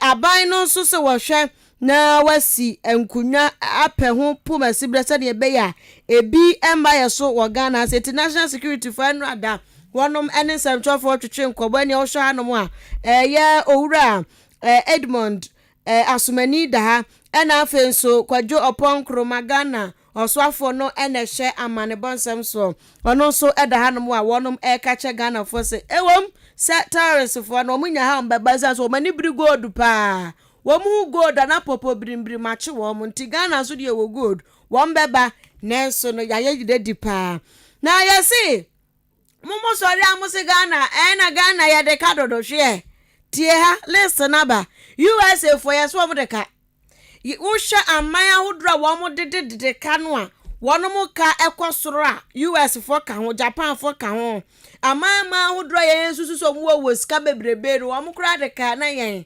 de su ayenya yo na kwofo de ka pa krate e de honsem abane anapa daily guide. The new crusading guide aboka tanmu ansam na busuafo mede AP so ade amawo na wode atudwe kyeremu se eye akosua baako foundation wonom enso ene NSS for anya eye anyankofa wonom so ba beboa na afesungumesua etiafa ne tuma pa enso ede afra ewo Asenof ewo ensem de aboka tai ede aba yede kan ede amawo dada se ene Ghana wɔkyerɛ sɛ sɛdeɛ yɛ nkwa esimi sheki ne ɔmba mbɔnsɛm no ɛnhyɛ da nyina na mo so sɛ krɔfo bi pɛso ɔmo ba ha na wɔnom bɛyɛ basabasa ye bi ɛwɔ hanom a ɛne wɔnom so ɔmo hwɛ ɔmba mbɔnsɛm no bi ato dwa kyerɛ mu sɛ wɔnom so ɛyɛ ɔmo afam deɛ paa ma yɛ krado ɔmo de ba na ɔmo de si yɛso de besi ɛho asɛm wɔde about the wɔka ta yi mu na wɔ enwumasua no asoɛyɛ no ɛno ɔsoafo no na hwɛ enwumasua asoɛyɛ no ɛso ɛyɛ onimonyamfo ɛyɛ doctor yaw ɔsɛ adutwum ne mfo nyine ɛwɔ ha ɛne na wɔtwe mo bepiem wɔ poema ntam mu ɛyɛ bunso ɛna wɔnom kɔɔyɛ na wɔnom ɛkɔɔyɛ na kyerɛ sɛ wɔnom ɛkɔdi dwumadie bi wɔnom wɔde aso akɔbɔ fo kyerɛ sɛ university baako yɛba bɛhwɛ no agya yɛtumi ahwɛ ama no so bɛgya na mo so hɔ ɛna akora nya akonya ne ade kyerɛ mo wɔnom ɛkasa na wɔde to dwa kyerɛ mu sɛ aba na yɛ krado ɛsɛ akadeɛ ne nneɛma biara ɛbɛboa ma nwumasua fa ne ntoma pa afira no wɔnom bɛhyɛ na wɔn de agu akwa so sɛdeɛ ɛbɛyɛ Ghana nwumasua betumi ɛto mpɔn wɔde abɛkyerɛ mu sɛ ɛyɛ Madan aviation no so ɛnkyɛ wɔnom bɛbie wɔn bɛbie na no so atumi aba bɛboa paa ama Ghana ɛyɛ wiemhyɛn so dwumadie ntotoa no atumi akɔ ɛyɛ n'anim wei ɛne ɛnsɛm kaeɛ bi ɛka ho ɛna the new crusading guide ɛde bɛsom yɛne the metro lens da obokrata no ana mede eto so ede ama na asam wo LGBT 10055 fu asami minim seki ya jako wa ka kire wo yes se na yenye debate ni nwie unya mpa ase mra no family one bill na afahimpo family dey okay so mpo mo mai so munya mai Sam George wo 11 ne de mo de akukuduro ni nsie wo mo de apaase se de sika wo mo de ama paase na LGBTQ+ ene ne nkrabata ne mpempena de no eno de amaye no wachi asore ho adatena fie yes Spanish ambassador so mo ba be hwe sa LGBT o ba hwe dey o mo ba be prince wo Ghana ha wono no say no tumi be no wo yeso eni so won so mam kakra akọje yeso so de yani ni sika de ti kwan bi o mba so bia mbeye ya dia to anu mo kakra ka papa ne da ha na nim so fe pa nti papa ho fe say so no person ka chem so oyegi ana bekonu aware semburu sa sasa bekonu aware hwe na nim fe broni kokọ Maakye Australia ni ya ambassador ya ono so pija ne ho misi so da so te Ghana ha no go ntena ha so wantena ha mo so mo nkofo wo ya montena ho eti umpe adwuma na asa ya kwadwofo a wabra bo obi atimi decide ma obi atimi free baby from nowhere umpanyu for mental no panyu for so mental no so nkreke bia eno so saa tande no kre enti no papa yi LGBT for asami omuso omuguso ye ho krata sab enche Ghana ha yebedi atum wani so na ase no mwanso arahu sembi da ha mobo papa se Ghana sabre wei tide to da bia be hu fire service for eja to baabi yase we mon fire service for ombeba na nsuo mpuni kanim won beba tese bi mu kura wo be from yes I say boso me bia ya mam 100 cedis o mo fantofu well boso me 100 cedis na fuwa ne boy say 100 cedis na da 100 cedis 100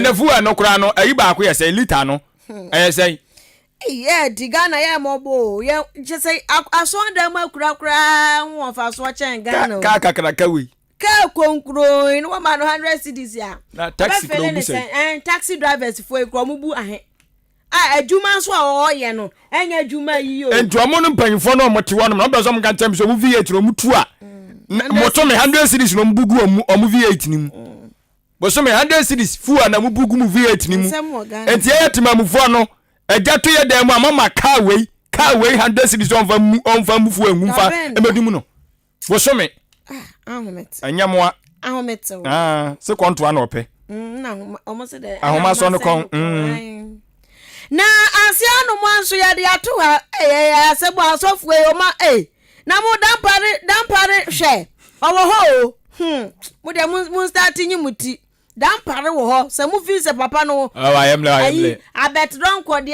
silence na dampare selfie ayo IGP papa no owo ho selfie IGP prophet eagle say eagle prophet so nsem bia wakato a o say 2025 o say 2024 yakwato aba na hu say yeah 7th January and I swear mampani for in mampani ni ebe choose no o say we dia 2025 date ne besesa 7th January no e besesa eti ono so na mese dan pare beso ni mu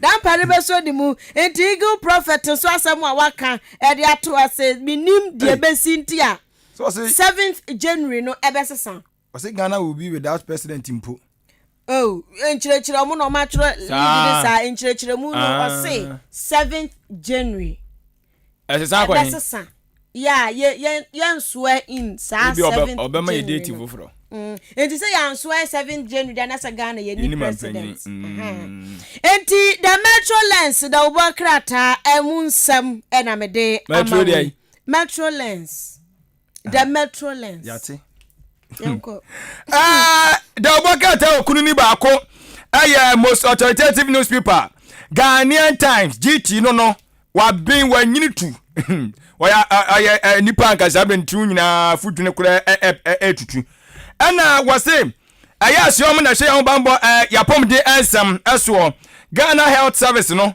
ana mo ka kire health facilities for ne se o mo di dwumadie wo apom de ahye awododo makoko Ghana me ase omunya so ye omo mani na ote se abo wo ene ase di asem wo kire se yade bi so se de Lassa fever asemu Lassa fever se Lassa o se Lassa well yes ya so ba ti anya obi anya alert anya isi anso monkey pox so aba isi eno no de amanfo de be ya agenda pay si ase wo soro ti enche be ya ase obezi di case 1 aba case 2 ena kro no ti si aka se me kwan yo so monkey pox matter chicken pox kra se gungo form de na mo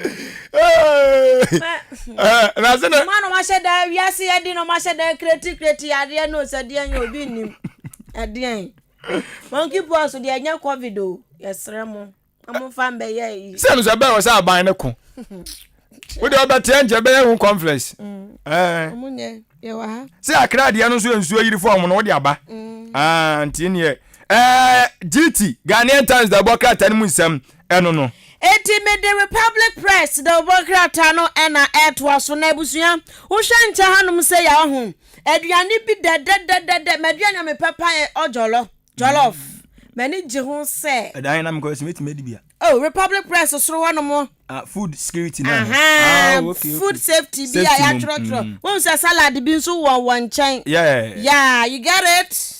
Don't get it, forget about it. Di aduane ede na yesu kopiem ewo enkrampupuni mantemu dia so wanya careful no wa no ojolo bi wo fie na salad wanya bia be di poison u be di aduane bone yesu se di enkran da daji ni pusu o aduane no omini cheso mo de chemicals na no na no FDA for the restaurant bi buy yeah wo omusi obi akotaduane ni bi adi ema maame no ene ne yire ne maame ne yire no ni ku ne magina astarte yare enti se die minua umpaduane no a start wate na nkofo no ane o ma papa ma yedi o se ebi wo ya wo no eno ni asam se woni sky o de kɔ no aduane no ti ubekwa koto 1 cedi obekun WHO for so the aba ya wo so che say monkey pox no aba say countries by 11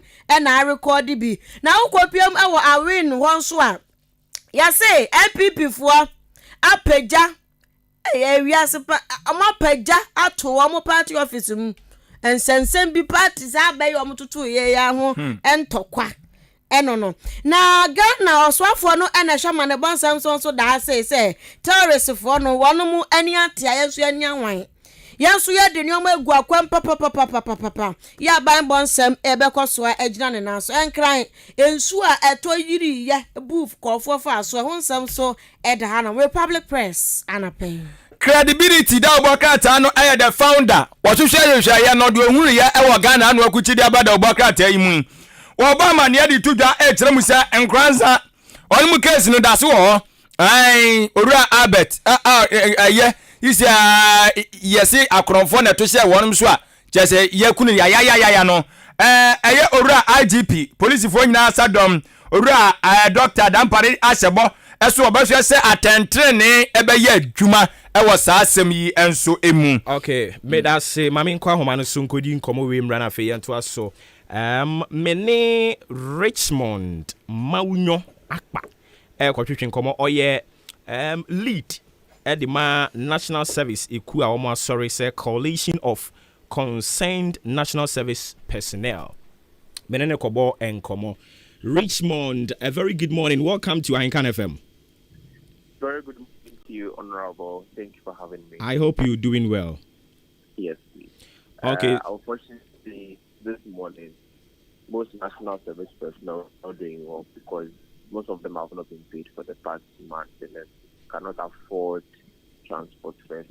It's very appalling that young people freshly out of university, the management of the scheme is leaving us to suffer. And okay, most so young people out there are not doing well. I see. With regards to that, I understand you've requested for an emergency meeting over delays of your unpaid allowance. How true is this?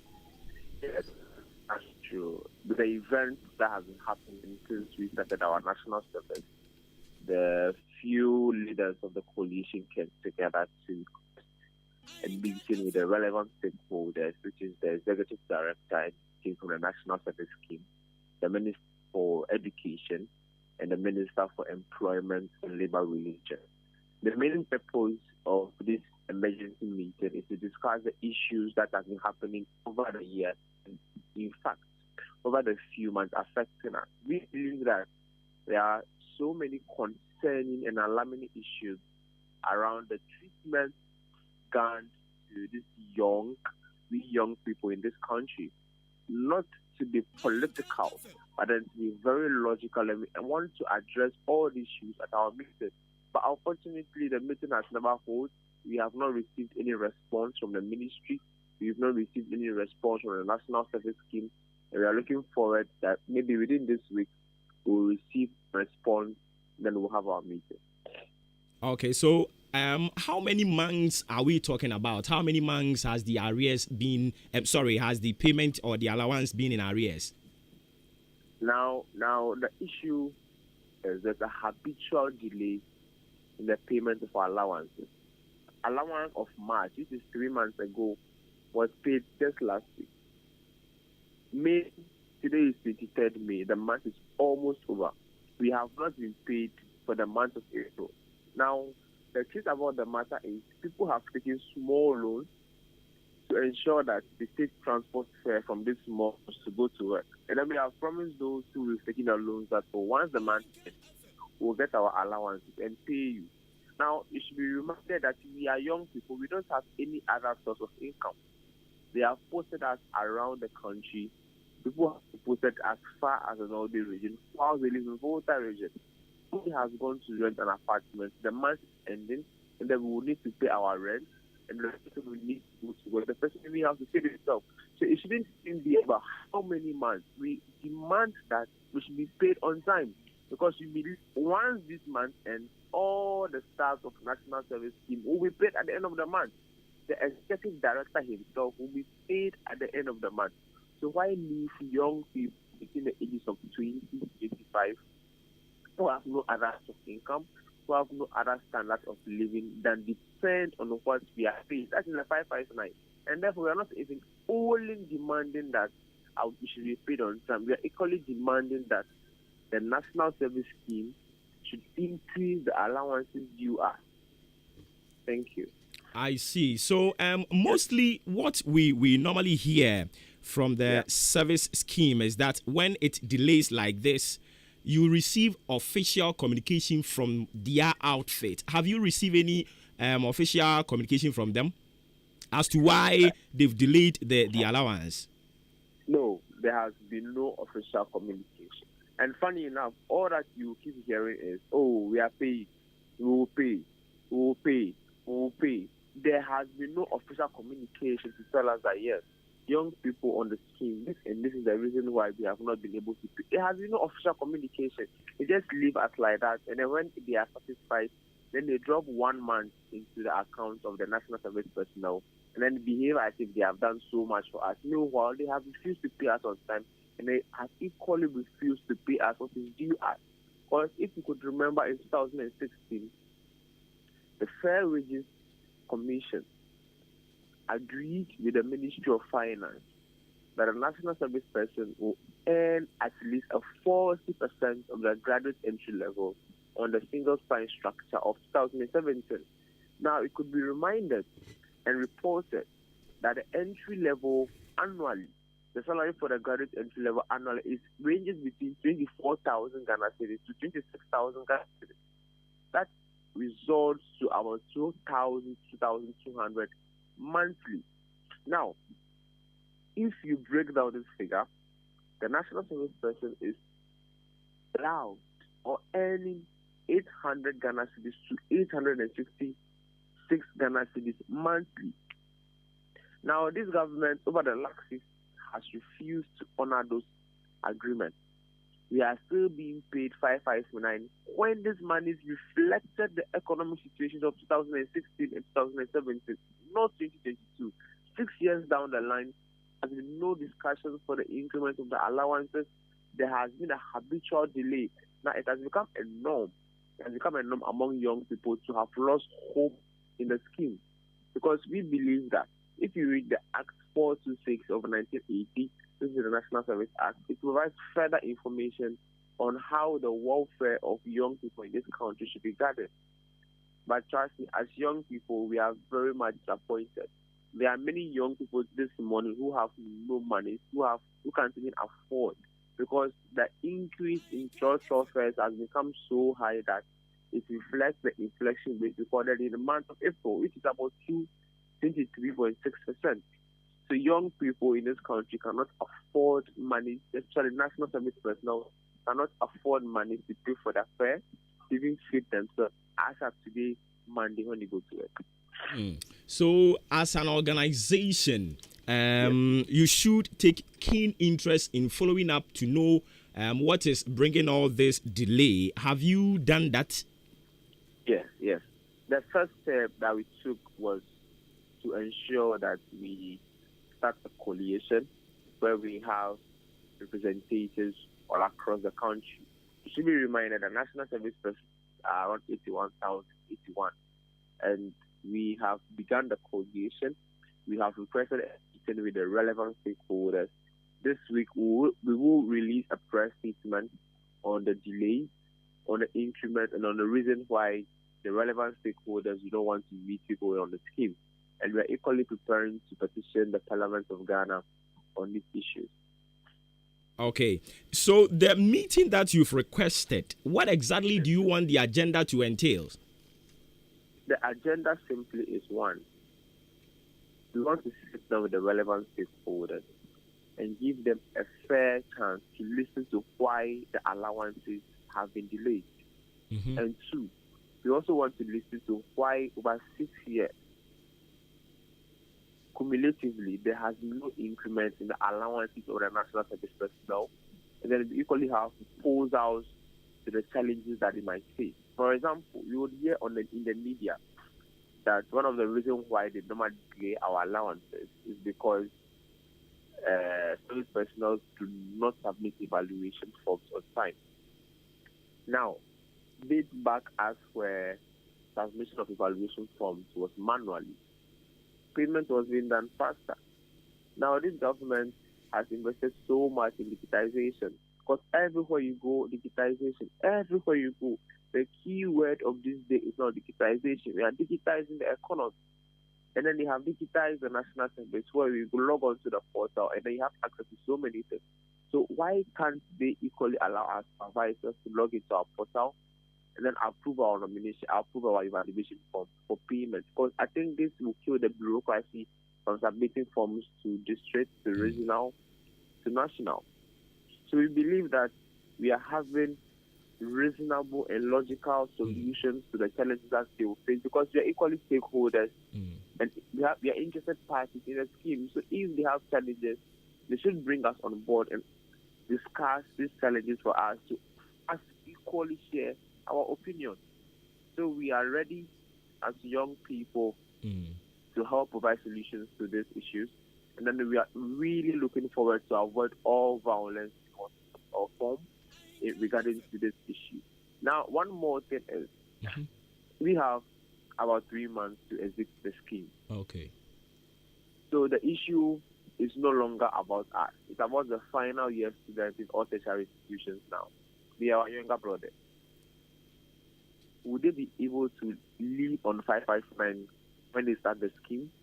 And then, funny enough, when the payments are being delayed, you cannot just keep punishing young people in this country because they want to serve Mother Ghana. It is not fair. So we are looking at a structure where we can migrate some of these people onto the code for sustenance and sustainability. So that when we exit the scheme, the voice doesn't die. Okay. There are other people who equally advocate for them. That is why we are trying as much as we can to avoid violence in any form and be logical based, who ensure that yes, we bring solutions to the issues and not making noise about it. Yes. So I would want to believe you've written officially to the scheme with regards to the meeting you've talked about. Yes, humbly we've done that, and then we are expecting a feedback. You've not received any reply yet. At all. You've not received any reply. When did you give them the letter? We did that last week. You gave the letter last week? Yes. Oh, okay. All right. So we will pause here and come to you as when we find a need and do a follow-up. Yes, we will be ready to engage you. All right. Thanks for speaking with us. Yene Richmond Mawunyo Akpa. Onono a president and as a leader at the Coalition of Concerned National Service Personnel. Adwin. Yeah. I say we aye opanyina said odi kanti ni din no omo aye ku a omo di omudwumadi ewo aye National Service Scheme no won makache NSS ene etwati a de frɛ won mo na won mo di adwuma won makom ho abomu aye from say Coalition of Concerned National Service Personnel ene o matintim krata de aba abontene na omo kyerɛ mu sɛ omo hia empanyufo ekukudama won betimi aboa ama omo hawo no o matimi apɛ ano from asibre enti we say no omo asama ye sector minister ewo eye education na afi minister for employment and labor relation na afi eye abedwoko nso omo hwe eye National Service Scheme no ankasa enso omo kire se omo sere omo pese omo no mu sinkonya na eye wono omo di dwumadie ni se National Service Personnel for no mo hawo no omo da na didi kire wo mo no omo so eye bibi ehu bibi de boa wo ne mo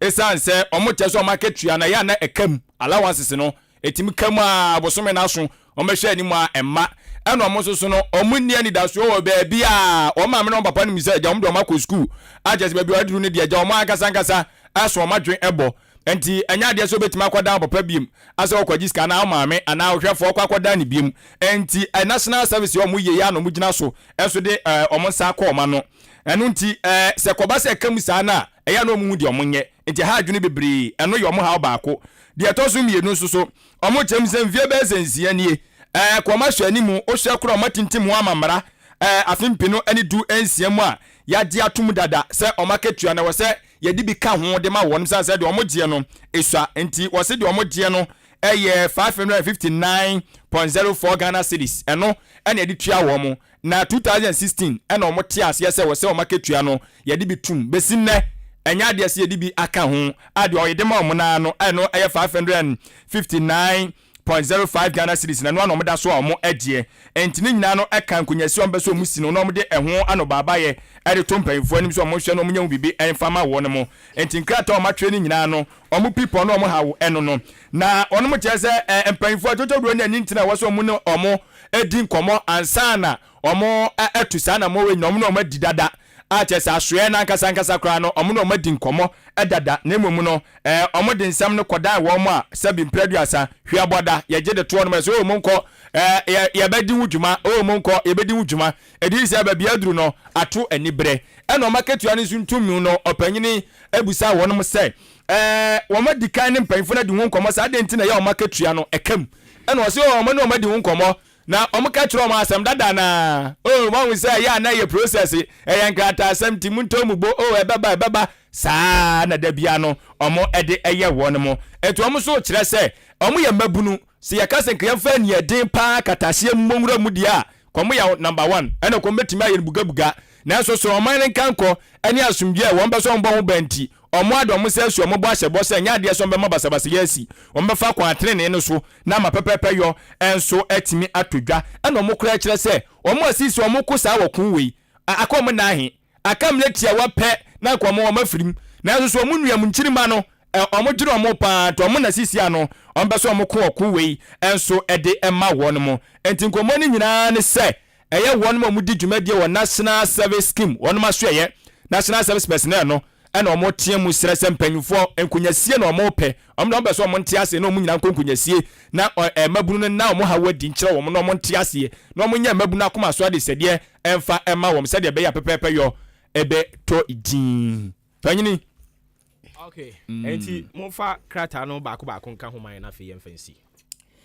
Ɛne ma memfa wei antoaso the Herald the obo krata no ɛna bɛde toaso na sɛsɛ yɛso kopiem ɛwɔ sante mantem de anya asam kituo chama wutumi wɔn wɔ sere da hei ɛna mo contest no nso de dada ne nkyɛn ne yɛso papa bia initi yɛso what is a coca coca yes sa papa ne de o hwɛ mu tactically a wuntumi suro no kakra sanse papa no on social media film na wope yo see dey am ka kire o mo say edru wa na ebehu election internal election yenye no social media we no social media abebo ka ade no ebi ti say o mo constituency die na ati social media na o share flyer na wo ye we omo no mo no omo ye party ma omo ye delegate omo nye delegate you have to go to the delegate no one more na wase wo kona na omo kasa social media jinchi ya na social media we ni election yo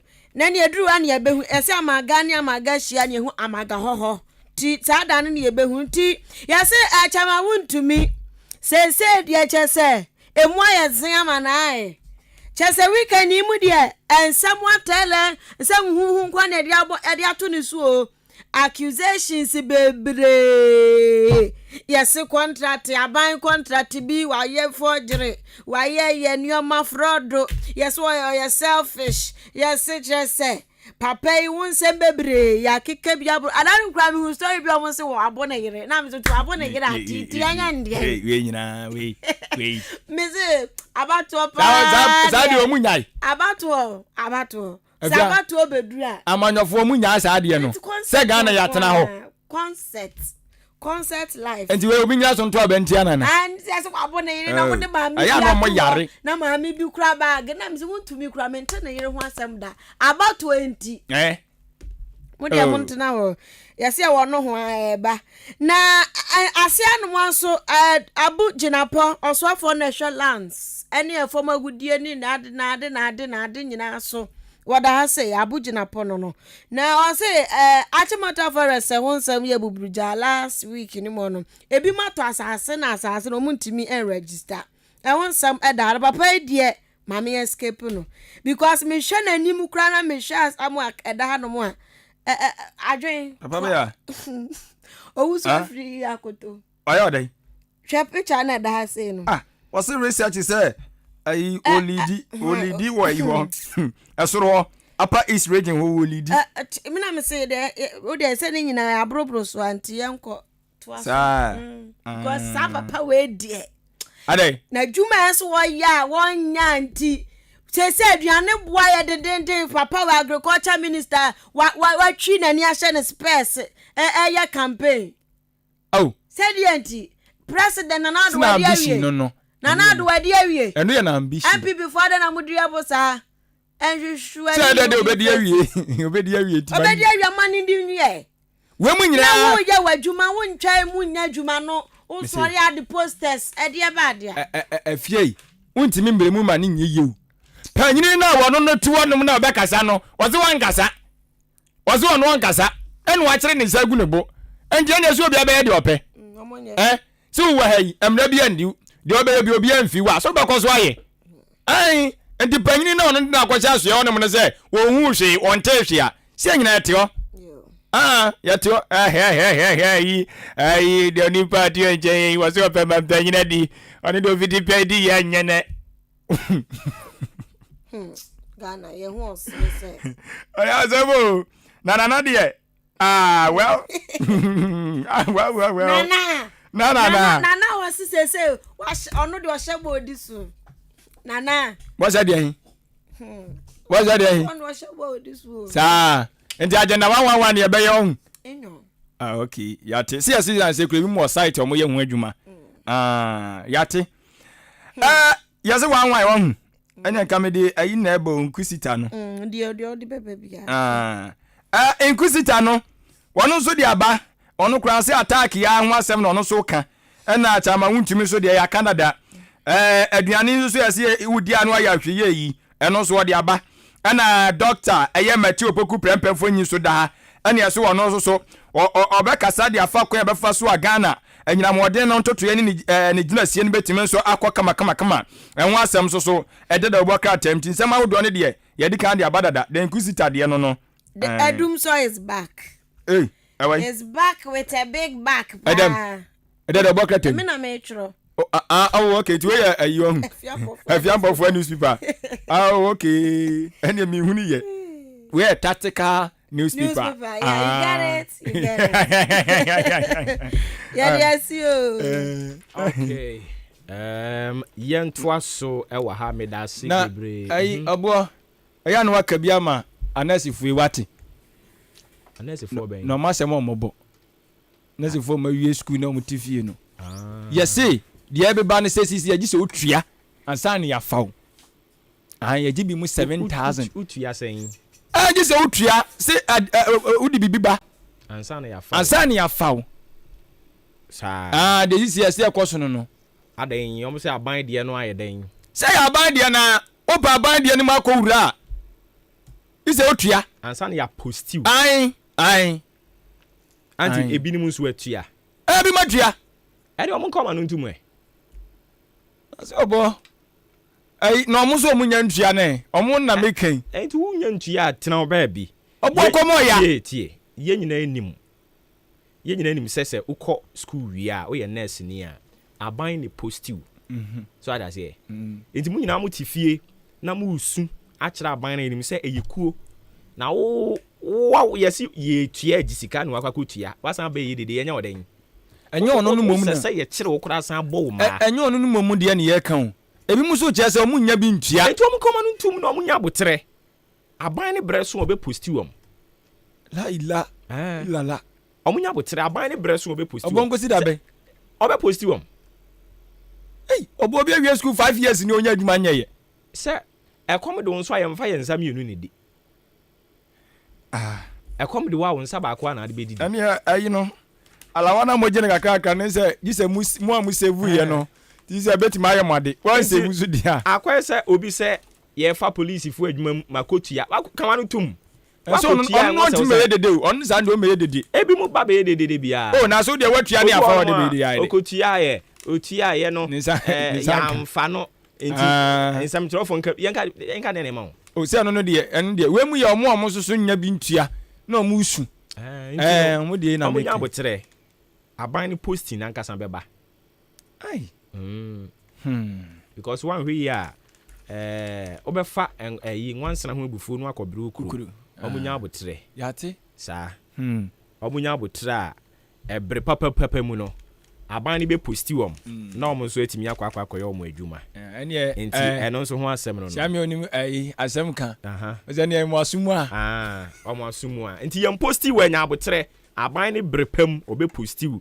Menkonkotuetua sika bia ensa me kan kire nsem trofo sa sika no wo de ba ne ye dikwa ke benya hoden afa ya aban no amo aposti rather than so ka kotuetua no baabi no Anti yenya ne saa na emwa yen kama.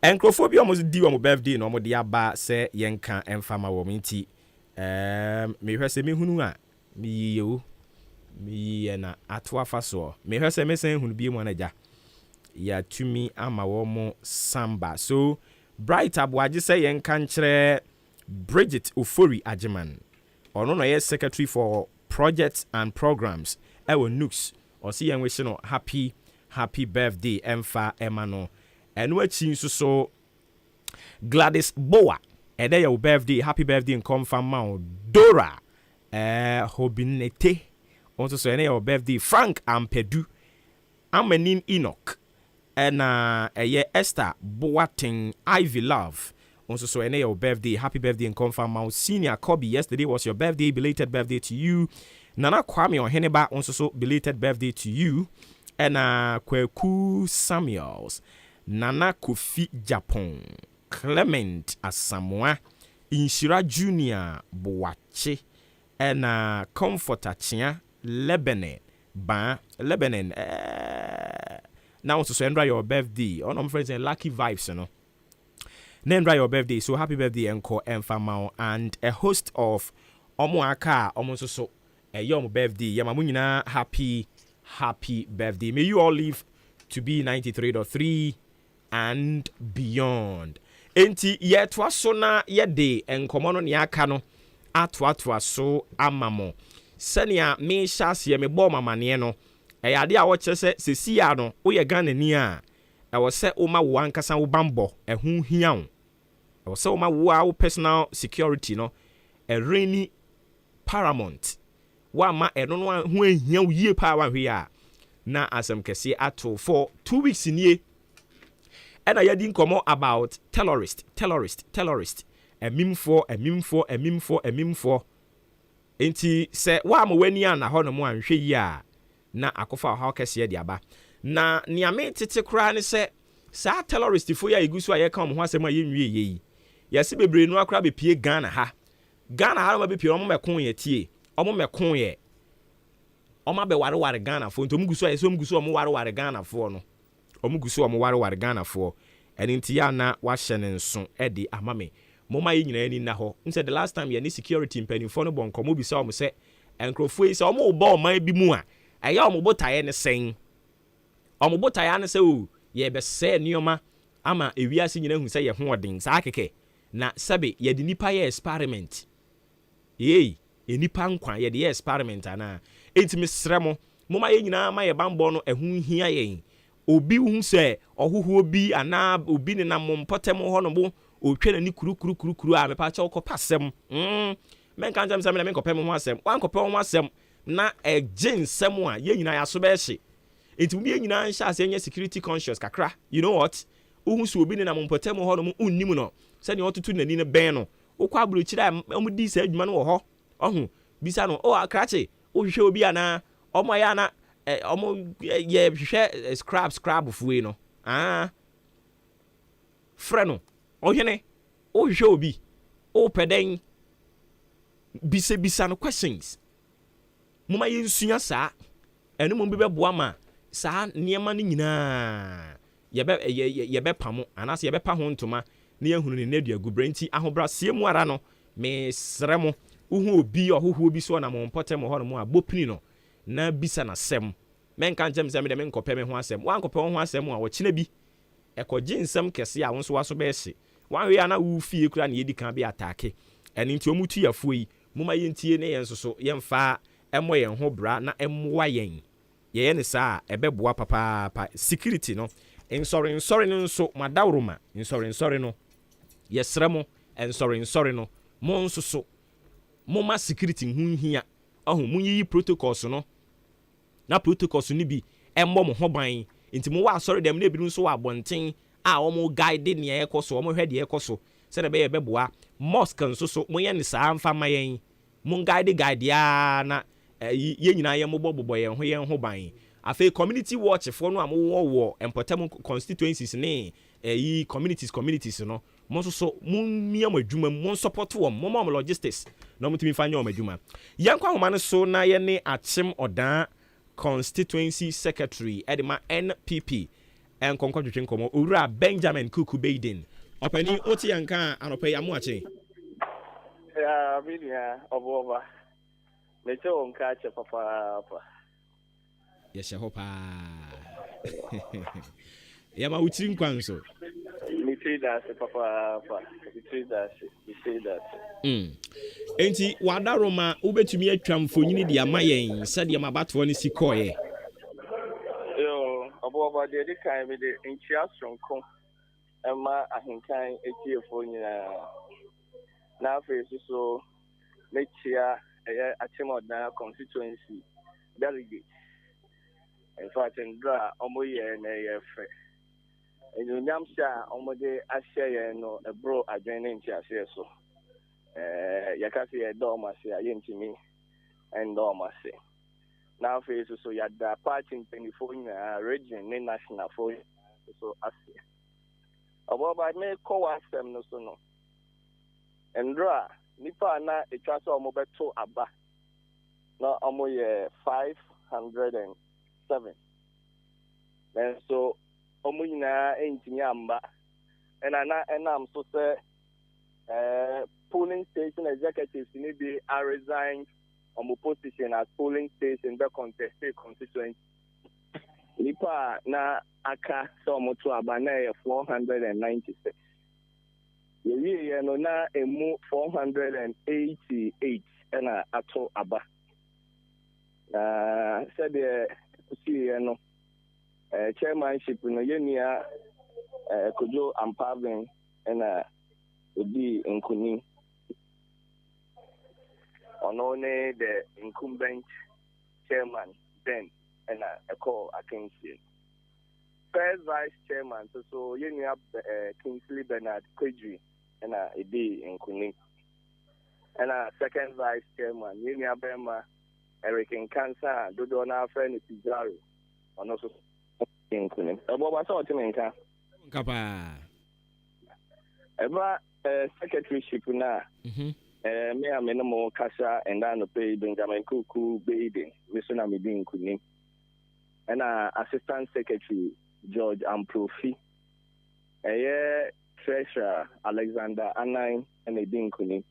Organizer David Ochre, Adodona friend of Chimai, SI retaining the position as the constituency organizer. Yaba woman organizer, Yeniaba, Gladys Atifa, Adodona friend Safoa, na Edin Kuni. And a youth organizer, Yenia Kuma Alhaji Mazu Abubakar, and Edin Kuni. A Sarah coordinator there when you are editing, and I'm say, you're closely on me. Obia and Fakata and Kanaho, which occur on the post. In the program, I say, there's a team of that constituency, the full complement of the executive committee, here, the steering, sitting there, copy Mochinano, your bed power.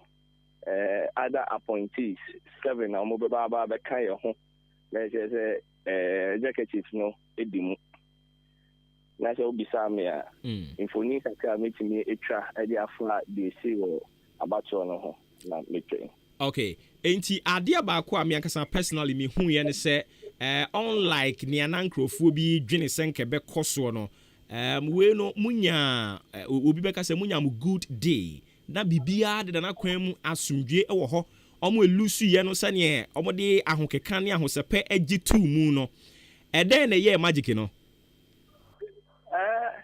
the tune say we say Achimodna insensem no back and forth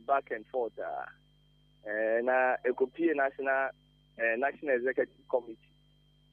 executive committee refer assembly dem ADR na yema misisi adapa edano no mo de omo recommendation e call national council na obi bi o ye party ni mapebia no the national council e kasa ontimi entwe na no enwo fom the national council de omo recommendation e buy no na it was a party ye nyina no ye som ni de dijuma na mebo in 24 a omo free national e buy na Mr. Kojo Afari, the director of protocol at the party head office. Eda omano, yebebo omabasopa. And I'm saying Kitanhudia, omone aspirants, omone outgoing executive, omone party pinifo edi no, so abakesi pa. I bring no, na almost say omube engaging at any point in time. Say inti asibi na enye juma quickly no omabin na omode enyama to ye. There also be a member yes security a omoba ye yebebo omabasopa Ghana Police Service. Ye papa ACP Adeka Edi Omonimu ba any municipal commander Nana Mwako. Any jungle welfare for mobile na boy Emma Asumbi Eba about to call 13 Yante Atenkaboni bia. Na the tennis yaba any a to Yamanyu Kuba and a to Aba MPP and Edin Kunin. And I'm saying they see na AFA. Yen kase obi Edin Kuku MPP Amanyu Kunin na yato abewi nti ebehwe say betimi aka ye ho abom na ya ye ejuma. The most important thing they be ameka and is you betimi breaking the age. And in breaking the age, it was a fan is a unity from Eba party. Now I'm very sure say the current leadership led by Kojo Ampabin Ebeshe say you betimi to Anamoa ye anima ye kwa kinsi you betimi aka ye ho abom. Now for yetimi aka the entire constituency no abom. This is our mandate, our first mandate. Yebeshe as executives.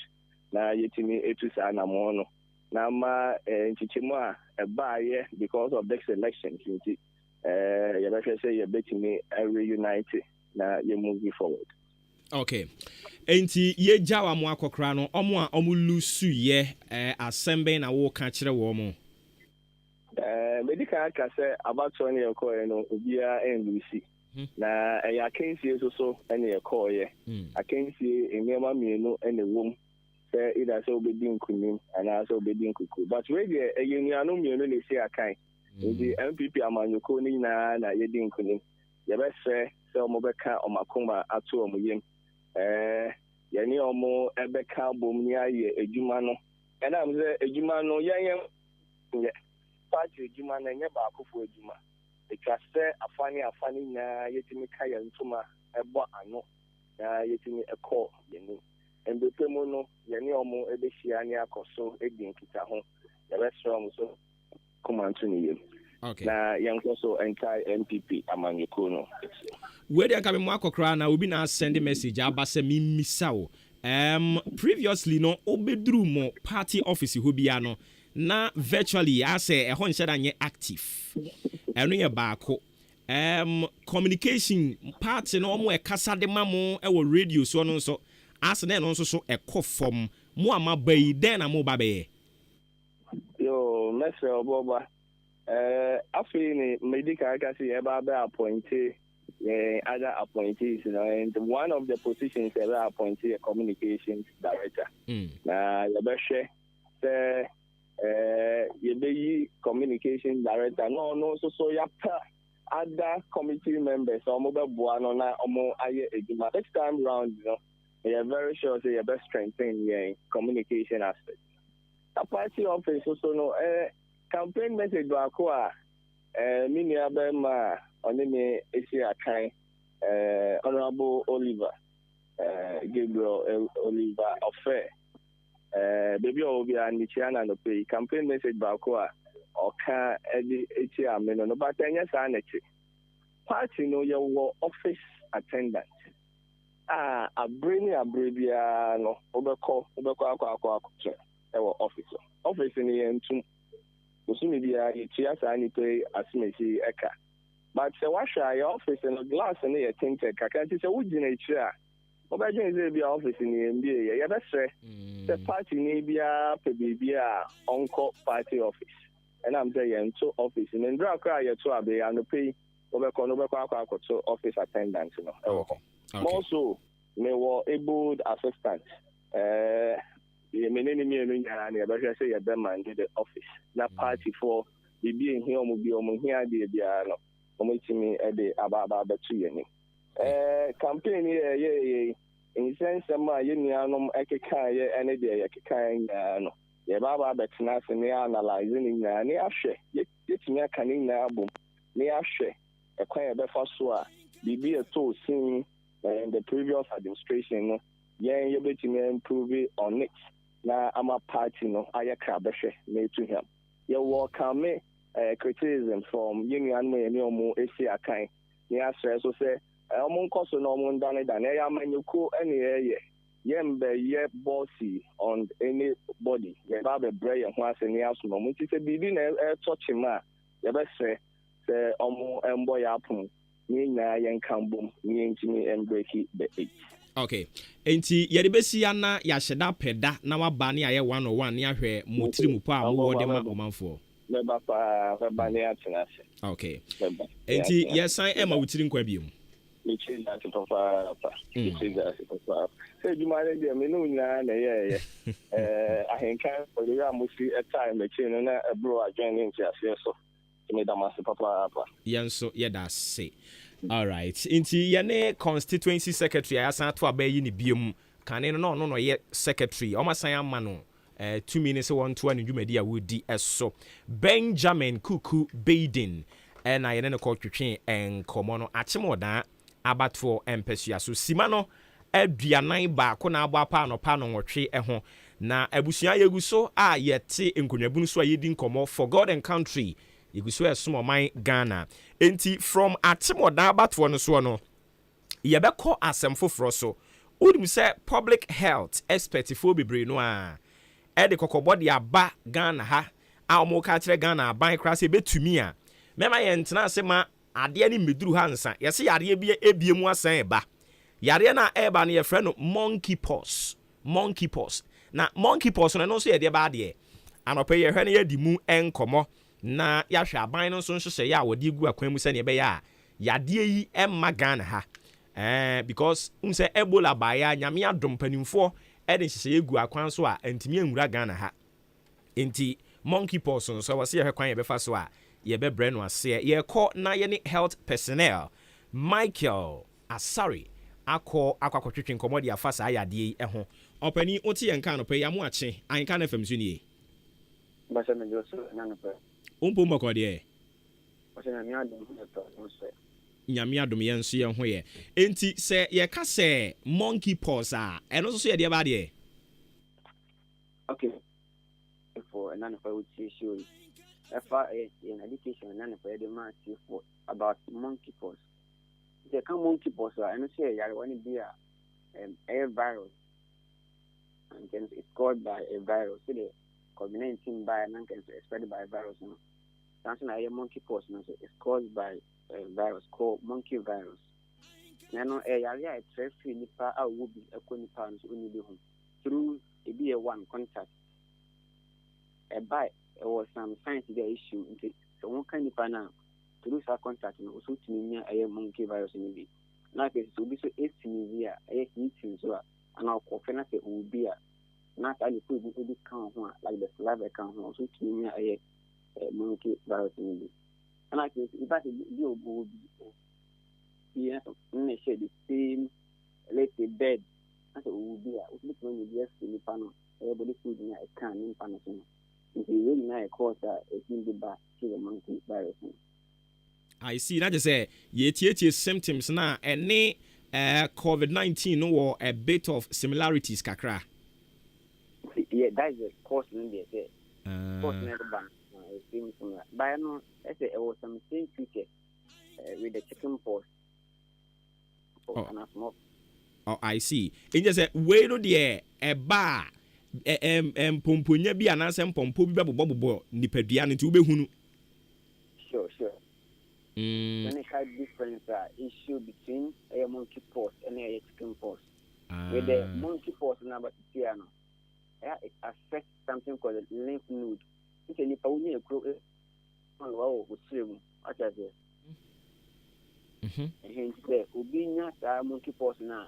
obenya some science bi te sɛ ebi a ne ho bɛyɛ hyimti paa no but that na nipa no ebi a agu ne nsa ho mo na atwe ne doa ɛwɔ ne suom ɛno nkwa ne one sign kyerɛ sɛ nipa no anya monkeypox because doa no antwew deɛ a na sɛ ɔne ɛyɛ chickenpox but ɛtwew doa ɛwɔ wɔ suom ana wɔ motom deɛ na kyerɛ sɛ wei no woyɛ anya ɛyɛ monkeypox na yɛka ho asɛm no na ɛno no ɛdeɛ na ɛkɔkɔfa ba monkeypox no see say me can first no monkeypox is caused by a virus we are called monkey virus we have so many viruses that causes infection coronavirus rhinovirus so there are many viruses but we know the other one is monkey virus and the main condition ever I see main kind of science we say you any no so we say unya science we are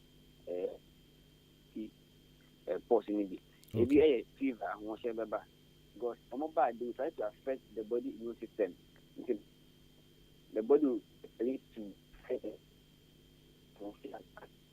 so one sign only muscle itches most now umpomu edwan o chika say eya o ya otaje na me kan say obonya e swollen on do a o dia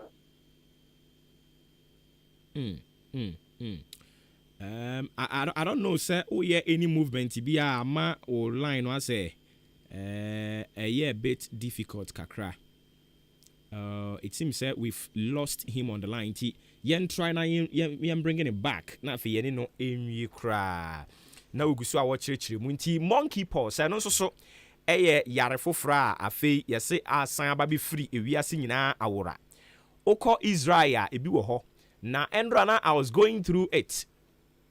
Kame akwa say ene chickenpox ese kakra. But we de asa so dodo mpompo no egu nipadua no ho no eya kese ha adwen enti I was say yetimi ne wie ne ebisa no say enema ben sa na ye ya ebetimi am yanya bi ne yantwe ho free ho nti doc wadaroma na yeguso a wo chirechire mu a kire na homa ne drop ye na o kire enema ahodo a ekokofa edeba okay nti na me kan and I say it's caused by a monkey virus. I say a so it's from that monkey. Sorry, monkey no. Umuna inya sa infection we free. But me sure say your monkey virus, you know, a smallpox virus.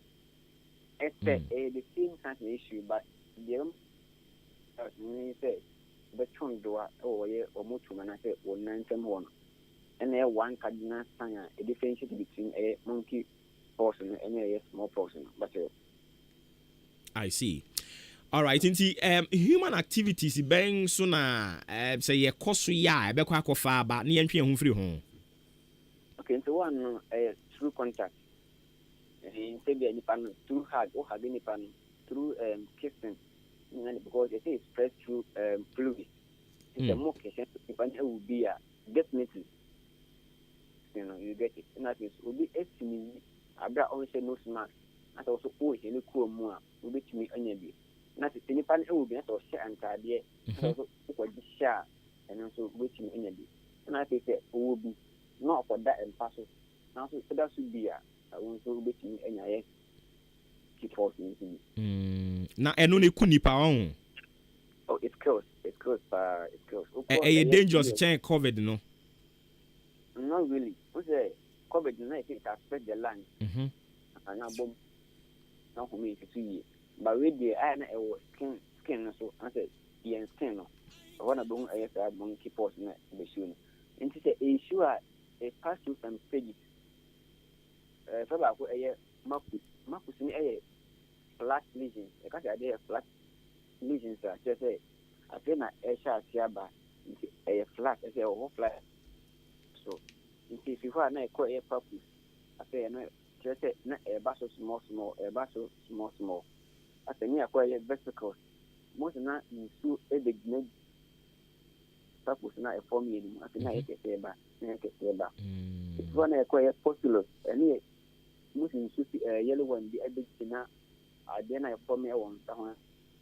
nsuo ɛbɛdi ne mu ɛsɛ wo sɛ na apae na sɛ ɛbɛgya wo ekuru ɛwɔ ho so wo sɛ wokɔ saa wei mu ahyɛ sɛ woyɛ nya ɛyɛ monkey pause no ebi okay nti dia yenim no sɛ me ba to finish na memrɛ mu hyehyɛ yɛnya do pɔtea sɛ para awonoma esi ɛyɛ monkey pox anokwan but yɛwɔ some vaccines bi wɔ hɔ a wowɔ a ɛti mbɔ ho ban free ɛyɛ monkey pox na sɛ ɛsɛ awofo bia wowɔ ba fa na wɔn ne paneɛ no ɔbɛwɔ measles ɔbɛwɔ rotavirus paneɛ sɛ ɛbɛyɛ a nipa no wuni ne kɔ no wei nyinaa ba betumi afa ti saa nyare wɔ nti awofoɔ no yɛnhyɛ no so na yɛmfa mma no mfa mu hɔ wei nyinaa ɔmo wɔ okay enti sɛ na wo ka sɛ ya na mostly efiri enui hɔ ɛna ɛba wo ba Ghana ha sɛ enui ɔmo nhyɛ da nɔɔso and again COVID-19 ɛbɛba no na yɛ kyerɛ sɛ weather bi wɔ hɔ no mo a virus no asɛ ɔmo ntumi ntena mu ɛnkyɛ wo hwɛ yɛn yɛ weather no a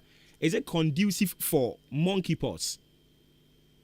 Okay, Ghana we say mo all day no awia na bɔ ha pa ba de bi anso ba we say COVID-19 ba yɛ nan kai obabi a ho edu pa but still Ghana it me affect here nti we so say Ghana has there for the environment no but still we can still harbor the virus in Ghana no matter how the condition or the weather is we can still harbor the infection.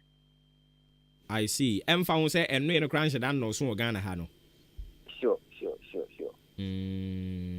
okay any organ we can still harbor the virus. Enti say aban no foul as consultant ama wa professor measures ya put in place so na be ya de be avert this thing ebi be den enti ya kwan na paso it must be the no kwan say you minimize contact with those monkeys no and I think so this way two countries will be bad but it could be one or power but you have to do a person enter into a country and that if your call for contact it will be when you be and you also call someone see after the test no check the news and if will be and will but the be pardon be di HM nti we nyina ekwan bia e fa so be and I think ya ku zoo and I say tourism culture and no e quite you minimize your contact with someone because there's a period that I'm only making you sorry making for your mind Ghana. I see. Not just looking at things someone abobo so ni nyina no measures na ye prevent COVID-19 no and what say yamane ko hoas Sure. You say you just from Christ say it's a COVID no swatting issue ja homa months official you know can say yenti and some free by monkey no be nya sign say or nya rashisha quickly on fan hospital I mean so ordinary kwa na so one kind of by close contact and say the by ni pano on fa be on fa insano na go buy and can say hospital no so you e dan bo ho it ni isolate obi a wobi any panani do ba ha yen fa nko to di padon mu e man special word and be dem a e bit much things be area no entimi spreading ko amanfo be into okay doc anope ma ye nas ni yen fancy ha meje di se won se won abrobu so esi e betie ne de abo brank be boa yen hohoro won sa fa sanitizer ye katawano I think say ye koswa to aso e be boa ama ya prevent ne kakra na se ya teso kakra and 1 key hand washing and nose mask no frequent alcohol based and be using them frequently. I see. Bibia ni ebesan ba ye de besi ha no pe ye da se.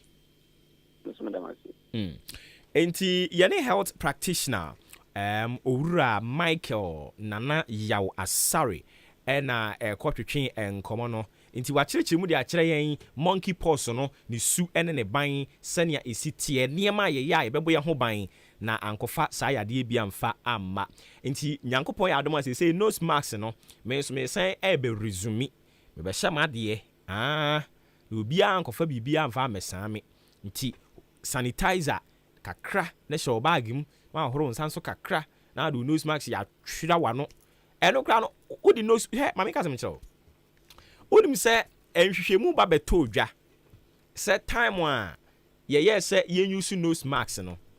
Yawo inflammatory disease ahodo bebree. Tuberculosis and whatever ni yeke ka ho. Odim say say ye use nose mask no. Omo kire say eso tie. TB so tie. Inflammatory disease bebree no mo kire say bebree so tie. Because emfutro any sa pipe ya home from industries no ne nyama hodo na ye home ko emu no. Unse because of nose mask no nti sa de ni nyina anya adwuma. Enti nke betumi a nose mask na we mu sa omampani sa nya compulsory de. But ebetumi aka make no o lifestyle. Na fa bo wan kasankasa ho ban. But what you say? Yenya ne sa me say me be resume. Nose mask nso de me so de na me yade pa. Enti say me say be resume be shema de me bo me ho ban. San say enkwan ye de. Sisi ekrampo ni asensi mi ohene fufuru yi kutoku mayor. Afe na mi be di ade na yare tantantan bi a nanim ketekete. Abeje won kwa furu nsam. Unisem Cement Ghana Limited cement adwosuo. Ye de cement na hodo mienu de aba, ye opepa mu de rubber mu de. Ye cement a ejina ho no atumi sampa. Cement premier ni pa ni. Cement premier ni a wodi sidan adan ahodo bi apese odi si bia no. Ubetimi de Unisem Cement Ghana Limited. Yen cement no de si. Samchi Enterprise atoto ahasuma konkran. Akwakofa e de aba achim odan Amantra Maakye Junction. Yaba be si dan frofro kama bi wo hono mo a e ya bansoro. Kama. E ben Dukes filling station no. Obedu obon say ya park cars no wo hono mo. Debia ya kan wasem wo be feel say e bia ya kasa dodo.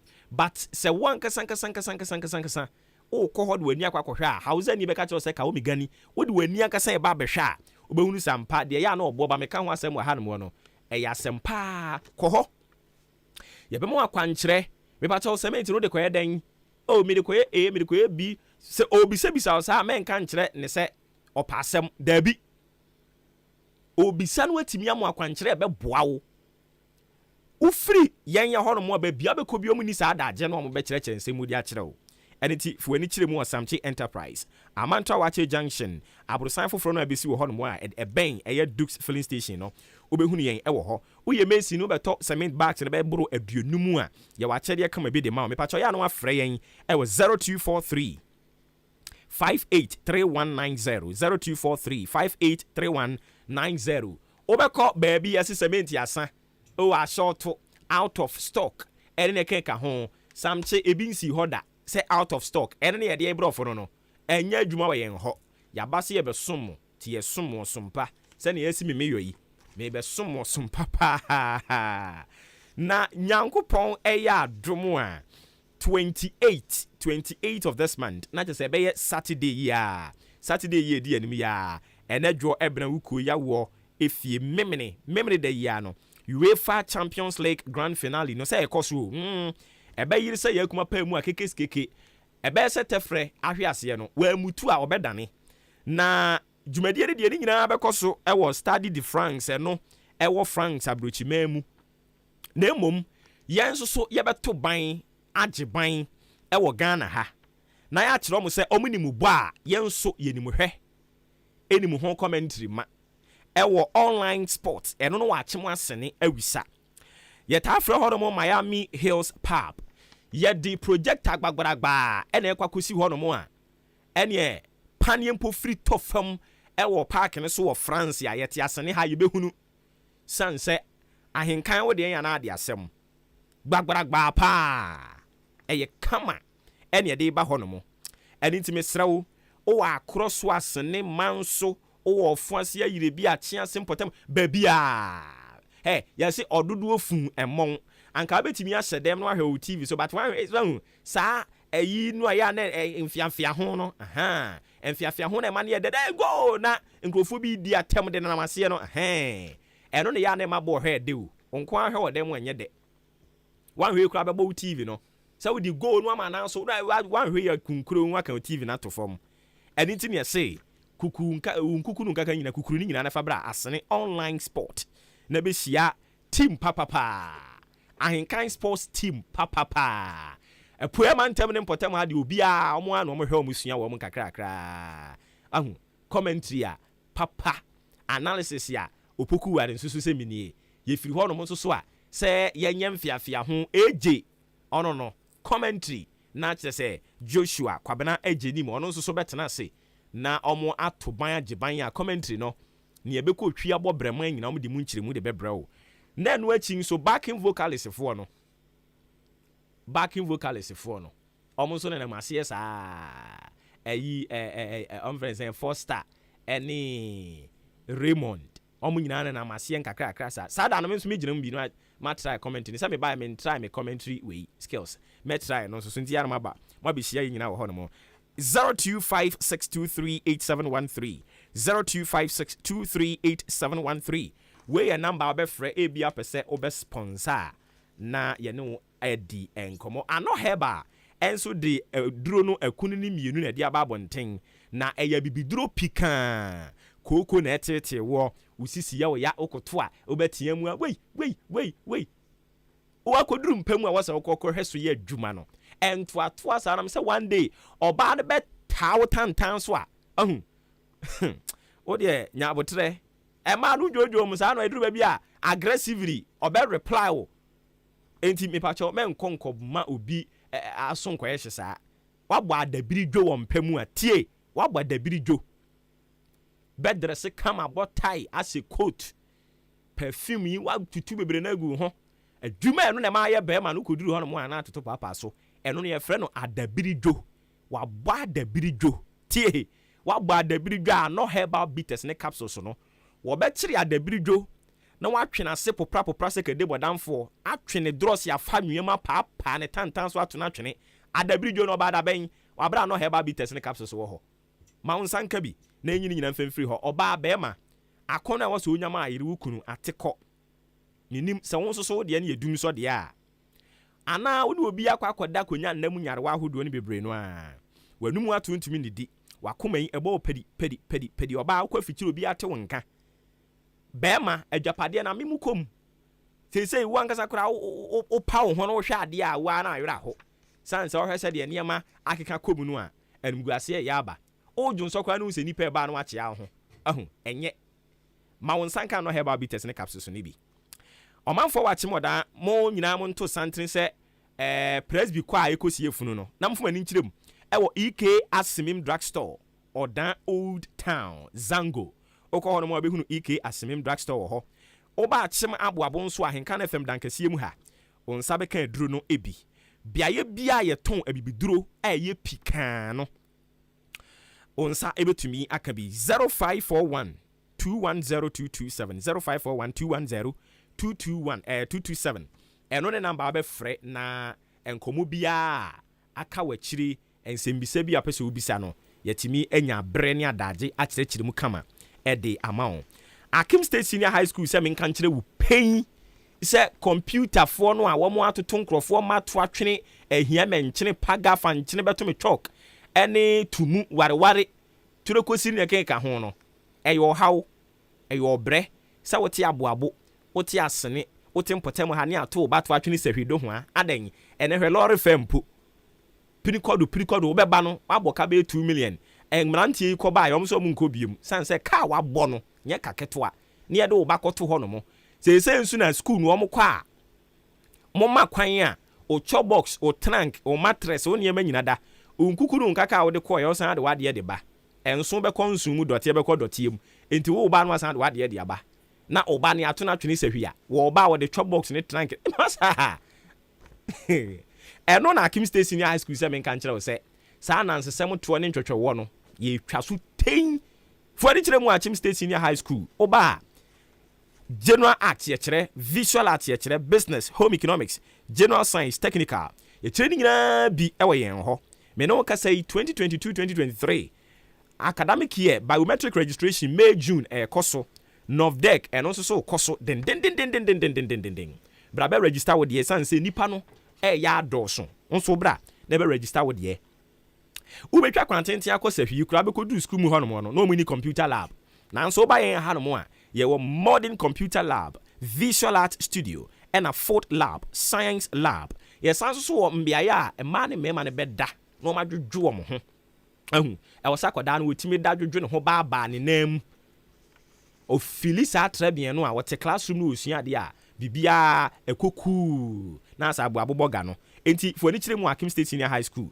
na nso kɔkɔgye wo forms me no ka say form 1 form 2 ye gu so a ye dwom den 0556409040 0556409040 and a 0207163787 0207163787 Akim State Senior High School no wo mo achi kwan enye yera kwan achim odan ne aboabo kwantempon kwan no a o branch akọ kutukuba ahema ne fie kwan so hɔ no a ade a wo behunu Akim State Senior High School hard learning easy passing yahote edin me pacho ba bia yeduro no nkomo no aka no nso edoso nanso so ma yentwe ho mra na afi yemfa ne aka nyina mra metoato so emfa ma ho wadaroma tiewe ma yen yeba enkomo no yede de aka betoa so.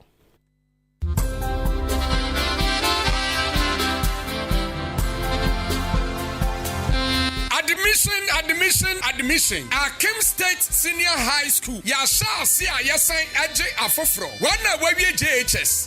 Okwa SHS. Ya bie ya pro ato ho. Ya courses ahodo. Ya business, general arts, home economics, visual arts, pure science and technical. Neti ya science so our boarding facilities. Ya wa special room. Ana enuania eye papa. Ya wa laboratory, visual arts studio, food lab. Ya science so our modern computer lab. Today now pe. Sa opesa utro remedials nso a. Ya de obefa nkyerɛkyerɛ mu bosom sia pe. Na nkɔtwerɛ wasi na ubetwa ne prekompe. Ya wo teachers fo a omo ni mu ade na omo kyerɛ ade a omo ho etwa. Awofo ene ahwɛfo a momma antumi antwa wasi. Sane atie bia manwe ho fa ne bra. Ya bema na twa ne prekompe. Na kan ne hu sɛ yegusu a ya gye afoforo a omo eba form 1. Akim State Senior High School. Ya wo Akim Oda ya ben Akim Oda Ohima na himfie ne pɛ. Ubetimi afrɛ yɛn 0556409040 anase 0207163787. Akim State Senior High School, the greatest in the East. Akim State Senior High School, hard learning is a passing.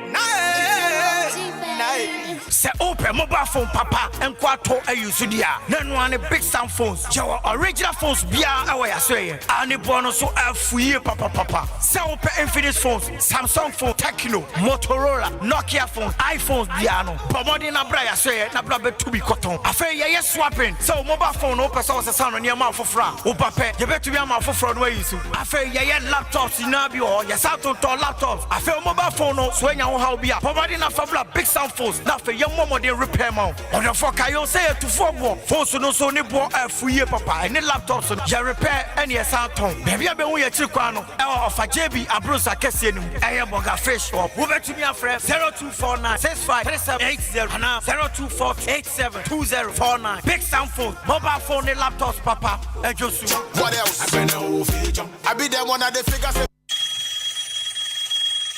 Hello. Wofa, Mekot Health College, Auma Miko Yenti, and me a medicine counter assistant, many a GE. Ampo, Sawu Pesa we medicine counter assistant dear. And ya na Mekot Health College, Anna Obeko, we medicine counter assistant certificate program. Ya reschooling suma 1 year where we MCA. Nanswani Pharmacy Council certificate. Na dia ma one dance on the say. Pharmacy Council Ghana aji 1 year tum. Na ya ma free IT training so eka home. Admission gusua ekoso. Ya Mansenka forms, there were 2 campuses. Aguna Swedro, ya were Dakwan so, Kaswanso, ya were Congo Villa, our new market to body as a quanoso. Ubenya forms in be our campus, me and Yina. And I say, Mekot pharmacy shops are Hudwa, our Ghana Fanaibe Bia. Near 2 campuses in Yina, so our hostel were hot, and 2 ni how cry. Nasa wope in Rupanso dia, and Yanako Mekot pharmacy, a Hona Ubenya Nupa, Ghana, and Yamanone, Fre 0592 522 111.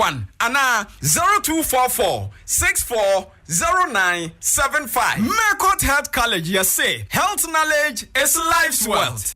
ago ọdane ne mpọtem we monya so na me won sempe bi de mamo 2A baby diapers na munim eto de bom ma no say die yasesa ne din abeye next baby diapers na wonim yasa hyemu kena ama ekọ nanim jie esan cotton dodo ade awramu nti no o the next baby diapers ebo wo ba ojo so sign ne to homfo ensanse bia entingu ne to ho won sum fan hawo oba ne ye so comfortable etu ko kroma asane suo cotton next baby diapers fa be bo ba no na ne ho beto ne say fom obenya next baby diapers ewo be bia o pedodo afre 0500285000 na mo shane suo ema mo bu mo sanso ye wo next sanitary pad e de mamo next baby diapers e mama fra hot so mo FDA ahwehwe sa edwede nkrato yi mo agye atum se eje Amanfo, mi chiachia na mi busa se wo per fridge, deep freezers ana ayonwa ehe na benya bie. ODI Electronics mo oyiwa na emu no so bi se per microwave, per blenders, per gas cooker ehe ana no so wonkro. ODI Electronics edem obi hia kettle, TV ana se rice cooker. Misro ehe ni wonko. ODI Electronics edem yopo afei so obi per washing machine ana bread toaster, any mobile phone ne ho akade nso a ehe ni obi benye bie. ODI Electronics oyiwa asempetia se wo panyoma ebubo so bie nyina to ane bo da form na emu akwanya na twene kakakra na fa wa de a ye delivery e de ko ba bia eye ODI Electronics ebusu say tam enyoma papa bia wo pe say ye TV, rice cooker, washing machine, bread toaster, deep freezers, freezer, anase iron, fridge, microwave, anase bibiti se kettle and a gas cooker ni nyina ODI Electronics ememu anya bi at a very affordable rate. Umo kakra. Enfa oni babia wo. Dio hia ne se. Ube friend was 0550 900 600 0550 900 600. ODI Electronics. Babia wo bia. Utua ka wiepe. Ye delivery at the mouth. Open so a. Ubetima be pick your product. Ewa hinkan 93.3 FM heya. ODI Electronics. Ye boy. Hey. Agwazi jade ujafo ena ne car engine ewuo ya esi wodro so fitting shop wo no ah bra enyo ne kanfu si horse engine oil man no oge ene ne chene PSA bra me na masam ni o akrabato ya kasa se seahorse engine oil no ene wo special additive e ohuru engine mu e ma ne che me dwun ho won na via de akra ene me ne e ka ba fie na me fa the whole world wo per quality engine oil seahorse ene wo so say private cars, taxis, commercial and heavy duty trucks enu ti no me kanfo seahorse 15W40 and 20W50 ama drivers ene ka wona fo nyina afi motorbike aboboya ena pragiafo no mumu de mu hia eye seahorse special 40 enu ena riders any mechanics e wo se mo use you unua no kure wo me say seahorse product ena ye papa ane bonso e wo form semi frimu fia e free na kro seahorse engine oil nko na begu me car engine mu ene for seahorse for 0244 577 559 and 0240 800 007 seahorse products enua Adwumayfo me mamo ayiko ya ye na former way master me wa ha na nanu cement me kotoma mo se mo fa nya adwuma no sai na former uhu cement no oh master wunim ade papa that's right unisam cement okofa ba ye no se wo to house o se wo ba price no se wo twa blocks o se wo to blocks o ama ye adwuma ye mbre Unisem cement that's dramatic so we mason we labourer we foreman na so pesa wadwuma ye fa ya kono na gina painting dia that is the product Unisem cement ye obotom na pepa mu die na so bi pe cement papa say ya ehemfa no benya bi ato so we pe Unisem cement bi ato e wa chim dan ni patam ha we be kwa some cheese enterprise ye wo amantra ye ni Dukes filling station na di ehwani mu fry 0243 583 190 and 0540 659 865 so we amazing and now foreman na udi enipa beto cement babru 50 bags so a ye chewa de free some chi enterprise and di aba achim dan amantra ye ni Dukes filling station edi ehwani mu Ghana adisiye Obuoba Ofori Amanfo emamo ache ediba ahinkan 93.3 FM. Enti yadamasi bebre se muaje bra twen yen amya kwakoto nkra aba dwumadie no yede toaso amamo 14 minutes after 9 live on ahinkan 93.3 FM. Ti se opese wuhunu an nenso so eye me ne da etoso aduenu miensa. Dwumadie no edin de Maakye. Menso ofremi Obuoba Ofori Amanfo, the newly installed mayor. Kutuku mayor. Enti that's also one seven no. Enkrofo the messages at the aba. So teacher Kujo Tepa and Yinesuso as usual near Ayana Wataye no sa pen aye but unfortunately yanka ho asem. Ena Urusu Eric said good morning Eastern Region Super Morning Show. Utie saying here live. Or say a loud and clear. I should keep the fire burning. Nchiankoma Esther Asmenin Apia. Our Majesty Scientific Herbal Clinic. Enti Urusu Eric. Edia or not so a day abba. No. Haley Selassie so Eddie Biaba, but unfortunately. Muamode buy na twam ko King K enso so mehu se wa join ni awohwe nyame onhyira King K na afi Opademo Felix enso se odi free Kumase Swami NPP party osimu hia nkabo mu for 2024 enchiankoma chairman odi ne ho kwaku apia Vice President Dr. Alhaji Lawyer Justin Kodia and your list no why anything Nyame onhyira mu nyina. All right, so unso so obetumi do dia aba messages no do but unfortunately no ekọ say a live we inti no ekọ nanimu sa but unso betumi a join na ode e de aba ya be kan kama e de amamo mo ama join am watch no kinke mete wonka che me pon ama mente wonka why me pon ama mente wonka anopayin so mame mfanchi asron kunkom fama Jeff Kunedu honorable Jeff Kunedu nyankopon ya adom ejebu memene dade eja baba beduru na ebe se kotra hwe ase wa mutu obedane but yenim se ebedane akonkonim diem e de ama Jeff Kunedu ado nyame onhyira no way number 1 ballot paper ne so no Jeff Kunedu ya number 1 ena no memene da oba ha kotwe ne bae se mimaka bi but wono so fa bi meto so emo de bi beto so mu amutie ye de mote ne nka Jeff Kunedu ado fantastic man oye decisive okase we na meya oye unso obi wo no a okase we na meye 2 minutes na na adwen asesa oso de bi menya bi safo no you can never trust them with power. Share power ne sabe kan nza onipa wontimi nkyere se banku ene dome kon ntimi di banku dokono ne dome kon ntimi di dokono ohun se obi di banku o se ye me so me de na me di magai ne de na dome kon sani pa no men trust them with power or ye indecisive sani pa no ye trust them with power what the musika be dwananka wabra bia na nam no kra mompe never trust that person. Jakwako Enterprise I mean kan kire kuafo ano pay pain some kan kire mo say kuayo no opa e na wo bre because ye di mfidie di aba mfidie ne beboa ma e be di dwuma no ama wa ma ne ma nyina atimi ay kama Jakwako Enterprise omiye number 1 ma minkodi nkomo we mra na afi me ba yemra meka eno so ho asem ye ne Dr. Kwesi Bini Reverend eka ho ye ne kwatwetwe enkomo nyame nipa wote ye nka no pay an kan fam suni ya mo ache ipo chawa elevate me too much me nyame nipa nyame di so no onya doctor me bone bebrebe no me pese nyame oh debi kakra onipa bia ye nyame nipa. Yeah. But I was a reverend comedian, the reverend comedian. Reverend yenka ho.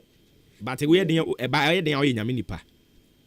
Okay. Yate ye da se bebre. Nti anopa ye ba won chen a. Ene dey ma me di nyame nipa ho nkomo. ye ba be hwe ye mbambo one no kyerɛ sɛ asɛ amimfoɔ terrorist no ɔmunya ɔmbɛto ahyɛ Ghana so nti akwankyerɛ ne afutuo bebree ɛna aba wadaworo ma Ghana ye bambo nsɛm from also so all point of view no say na uhunu no yo moment correct o me din di entry down so mende binding me din kan on yet so me no bambo ne de ubia bambo no ehu hia ma ubia ankense se ye twɛn ma aban kora de tuja se ana se ebra yini akuma yaba owie USD ben vie opini ni ade a ode no ngobo ice so no more sell ewo yi labadi hono ma hono mu hyiehia me na sabre na na si hu se wona to ye wa die si fia se boy ho ban nti sa ban bo na ban na dawru na ban abo se ye hwe hu si na manfo no ben kwetu do ne to so mienu o hwa wona twa ye hu ni na hia ya attack Togo Burkina Ivory Coast Mali ni ade nyina anya omo de nti Ghana na akoyeta islander nyanto hye so ye and omunya hanso a ebe omo depa because na coast ni de na no ano no link up with their party brothers nti me de enya ade a ye di meku na obi a group pempen so a ese hwe husi na ye boy ho pan na ya na security agency security personnel omo ho I say we see udan na ofi say watchman ewo honti na watchman so hu bibia ya onye fe nti wan kasa na ho so ese we de wotutu wani na hu bibia abo watchman na mane hwehwedi wa but the security agencies are useless without our information nti enwa say enso ye di be perform nyema bi koso na ohwe na ye yi a no abo aban amane nyema bi koso say ubi ti ufie na wo hwe ne bisumani ade na bibi wo ho a obo police for amane no na buy near eka and say last time I'm attacking him it was 1 kilometer away from Ghana, just 1 kilometer away. Me no nyina ya 90 kilometer 15 minutes wait 1 kilometer that yes see who see papa o man and Ghana answer nkata no ya so odin emu ade ye patapa that's the we see on kransa ni Ijani ade nyina che say ye radicalized youth a wo mu sabi jini bo mu kakra je na mene obi a ni obi a ye sore a ye bufu se se a ye shitai ye bufu se se a police station inti sanko for no so na ISIS for no pe on pe be dia basabata wo boku ni yendi ni etwahia ye hu nyina over 350 chieftaincy disputes you know ni na almost one bit to support one of the factions or boku the accusati for no do mo abeshim na accusati for na bunka man police for no so na wanya be dia tena wo dia e o nyam person mo ye do mo ye pikichito on be kwa ko chef chito fu no ma na mo bunka yi piki for say to kan wo ho da nti e fu nyina yi de ni say e chito piki be no mo shafe ta no mo tai iti to kan to ko ti wo mi ami abi pri wo Ghana no so yen hwe ni ntwa so yen ntwa so on do wo be shim na